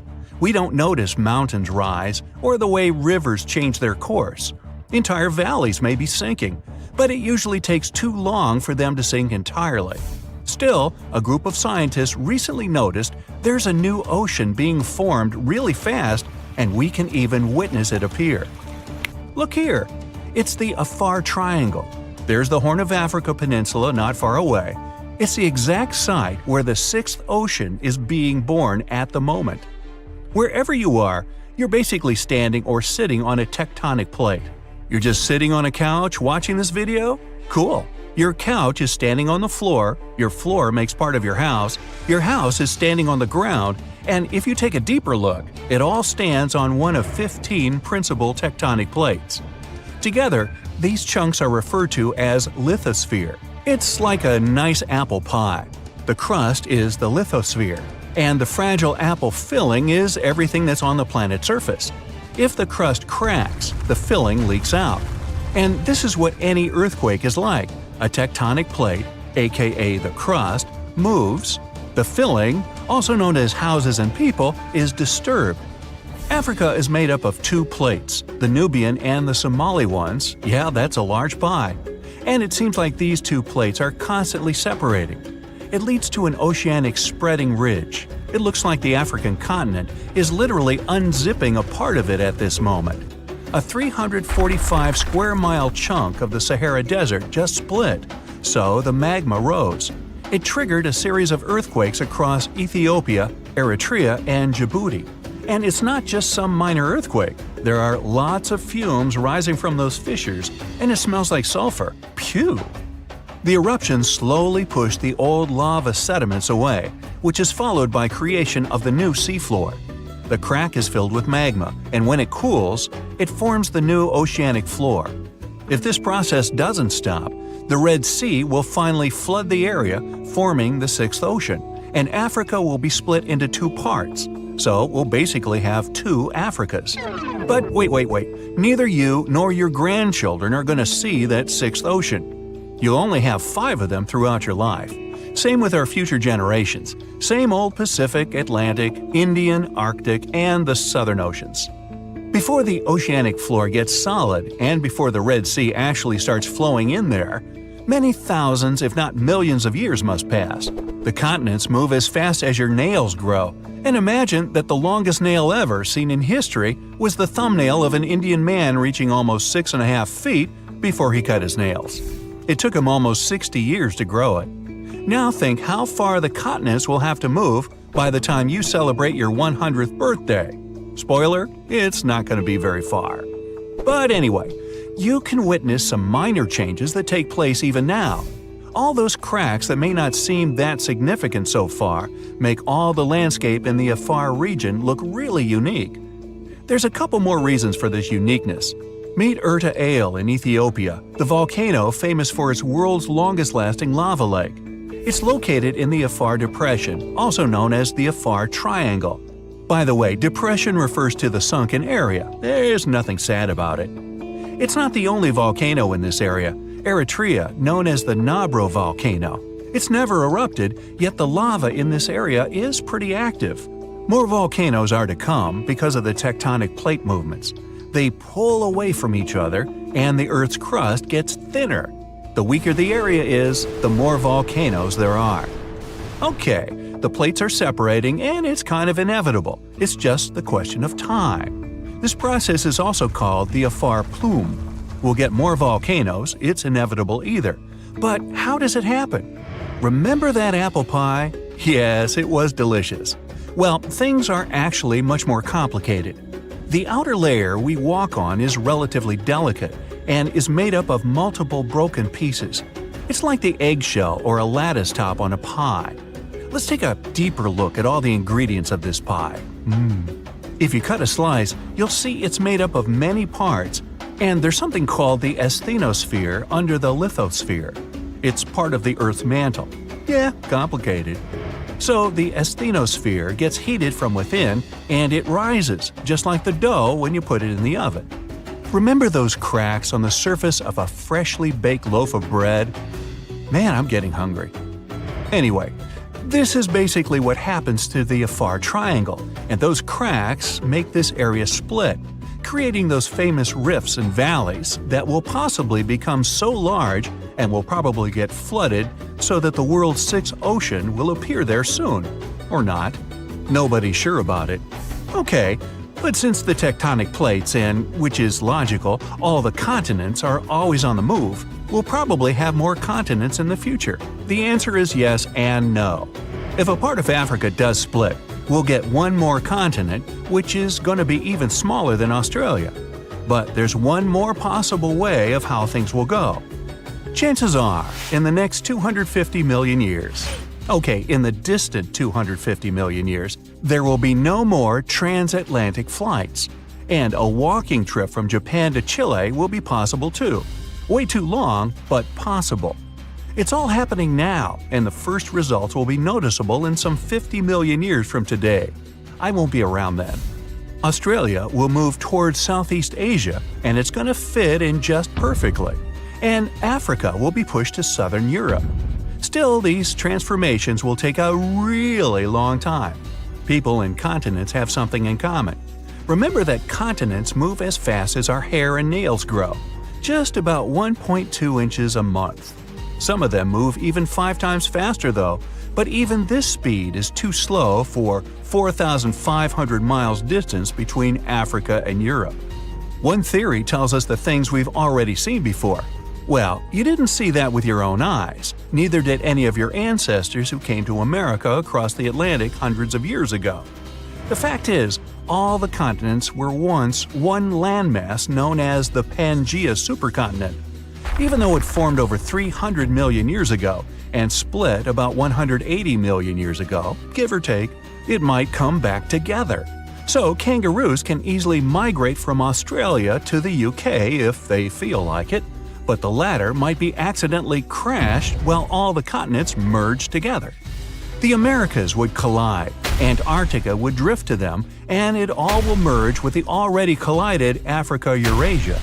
In this scenario, one large ocean and one large continent will appear, namely Novo Pangaea. Another possible scenario claims the continents might merge into the uniform landmass or form a circle with a large sea inside and the super Pacific Ocean outside. This continent is referred to as Pangaea Ultima. The third theory might be already coming to life. The Pacific and the Atlantic Oceans might just cease to exist, forming the new ocean basin. Eurasia will be split to form a new ocean, and all the continents will migrate to merge into the supercontinent Orica. And the fourth and last theory claims that the Pacific and the Atlantic Oceans will remain almost unchanged, and all the continents but Antarctica will merge into one, leaving poor Antarctica even more isolated and abandoned than it is now. Nah, don't feel bad. Since all the continents keep drifting northwards even now, it's quite probable that almost all of them will meet up somewhere at the North Pole. Hey, quick question. How many continents are there? 7? Maybe 5? There's no correct answer. According to different approaches, the range is between 4 to 7. But it might actually be as many as 8. Chances are, a lost continent has recently been found between Greenland and Canada. This new continent discovery could also potentially be the key to how microcontinents form. What does this all mean, and what makes this hidden landmass near Greenland so important? Now, if you're like me, and if you are, then there's 2 of us, when you hear the word continent, you probably think of land like Europe or Africa, places above water where people live. But in science, a continent isn't about being above sea level. It's about what the land is made of. Earth's outer layer, called the crust, comes in 2 main types: continental and oceanic. Continental one is thicker, lighter, and made of different types of rock, like granite. The oceanic crust is thinner, heavier, and made mostly of dark volcanic rock. Now, the discovery under the Tethys Strait between Greenland and Canada appears to be a piece of continental landmass, even though it's under the ocean. Scientists call it a proto-microcontinent because it began to break off from a larger terrain millions of years ago, but never quite made it. As tectonic plates slowly shifted, the Earth's crust in this region stretched and cracked. One chunk started to split away, but for some reason, the process stopped. It didn't drift off like a full continent, and it didn't sink like ocean crust either. Instead, it stayed right there, floating beneath the waves all this time. This makes it different from true microcontinents, like Zealandia, which have completely detached and now exist as separate tectonic blocks. Zealandia is a submerged microcontinent near New Zealand. About 94% of it lies underwater, but because it's made of continental crust, many geologists say it qualifies as Earth's eighth continent. However, Zealandia is still debated because it's too big to be a microcontinent, and there's no official global body to define its status. There's no global organization like the UN or some kind of international geology council that can declare, hey, this is a new continent. Unlike Madagascar, which is fully above sea level and widely accepted by geologists as a classic example of a microcontinent, Zealandia is still waiting for a proper label. I know you're probably wondering, isn't Madagascar an island? The simple answer is, it's both. It's the fourth largest island in the world, completely surrounded by water. But it's also geologically considered a microcontinent because it broke off from the supercontinent Gondwana around 88 million years ago and is made of continental crust, not oceanic crust. Unlike volcanic islands like Hawaii, this isn't just built from lava. It's a real piece of ancient continental crust. So Madagascar checks both boxes: island by geography, microcontinent by geology. And that's exactly why these discoveries can be fascinating. Just like Madagascar stands out above the waves, this newly discovered landmass under the Tethys Strait stands out beneath them, thanks to its unusual structure. What makes it stand out is its unusual thickness. Most of the ocean floor is thin, like metal. This is more like packed clay, layered with continental materials. Underneath this cozy comforter, scientists discovered some odd layers of rock, unusual because they're not where they should be. These layers act more like the materials found on continents rather than those typically seen on ocean floors. There are hints of granite-like formations and distinct magnetic properties, which suggest that this stuff is similar to what makes up dry land. The size is also remarkable. The proto-microcontinent is about 12 to 15 miles across, which makes it roughly the size of a mid-sized city, like Manhattan Island that's 6,500 feet underwater. The fact that it sits right under the Tethys Strait, one of the widest ocean passages on Earth, makes it one of the largest submerged continental fragments we've found.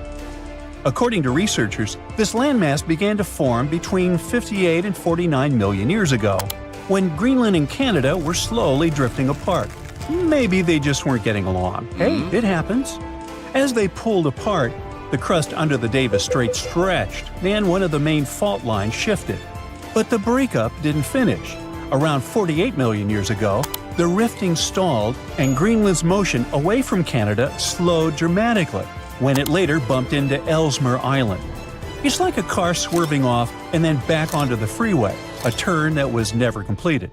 That's basically what happened. A chunk of land got stuck between the motion. It didn't float off into the ocean like a new continent, and it didn't get pulled down into the Earth either. It just stayed where it was, stranded beneath the water. But that's not all. This chunk has its own fault system, and scientists say it actually looks like a miniature version of the San Andreas Fault in California. Now, a fault is basically a crack in the Earth's crust where sections of rock slide past each other. Think of it as a place where the Earth's surface split and tried to slide sideways. In California, this movement still happens today and can cause earthquakes. But under the Tethys Strait, it's a different story. The movement started, then suddenly stopped, like hitting pause in the middle of a big shift. It's a frozen moment in the planet's past, preserved right beneath the waves. For geologists, that makes the microcontinent under Tethys Strait incredibly valuable.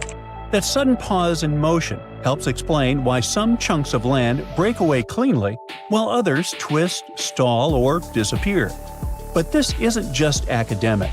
By studying how continents break apart or stall, scientists can better predict future shifts in land, fault lines, and seismic activity. And predicting earthquakes and geological hazards could prove quite valuable to everyone. Knowing how microcontinents form could help us anticipate how the planet's surface might shift over millions of years, which affects everything from climate models to resource availability. But even just the technological advancement needed for such discoveries is greatly beneficial. The same tools used to map this hidden land are used for oil exploration, laying undersea cables, climate monitoring, and even search and rescue missions. Speaking of technology, for a long time, this hidden landmass near Greenland remained invisible. Just 10 or 15 years ago, the ocean floor under the Tethys Strait was basically a mystery. It's deep, almost frozen, obviously not the easiest place to explore. But today, thanks to modern tools, a new continent discovery could be just a matter of time. Scientists can finally see and hear what's going on under all that water. First, they use seismic reflection imaging. That's a method where ships send sound waves down to the ocean floor and record how they bounce back. Various layers of rock reflect sounds in different ways, which helps build a picture of what's hidden underneath. It's kind of like how bats use echoes to see in the dark. Satellites also play a role in collecting gravity data. This may sound strange, but different types of rocks have slightly different weights. Heavier rocks create stronger gravitational pull, and satellites can measure those tiny differences. Another tool commonly used for these explorations is underwater sensors, which sit quietly on the seafloor and listen for natural vibrations, like mini earthquakes or shifts in rock. These vibrations help scientists figure out what the crust is made of and how thick it is. They're basically ears on the ocean floor. They also most likely used AUVs, or autonomous underwater vehicles, basically robot submarines that can scan the seafloor in high resolution even under thick ice. In any case, scientists are very excited because this new continent discovery is more than just a geological surprise. It's what they call a natural laboratory. The study of the microcontinent Tethys Strait offers a rare opportunity to understand how microcontinents form, evolve, and sometimes fail to fully separate. It also reminds us that Earth's crust isn't as neatly divided as we once thought. Beneath the ocean, there may be other hidden landmasses near Greenland or elsewhere, almost continents just waiting to be found. This lost continent of Canada may not have made it as a fully fledged landmass, but its discovery is already reshaping how we view plate tectonics. And thanks to advances in technology, places we once ignored are now offering up secrets about the planet's deep past, and maybe even its future. That's it for today. So hey, if you pacified your curiosity, then give the video a like and share it with your friends.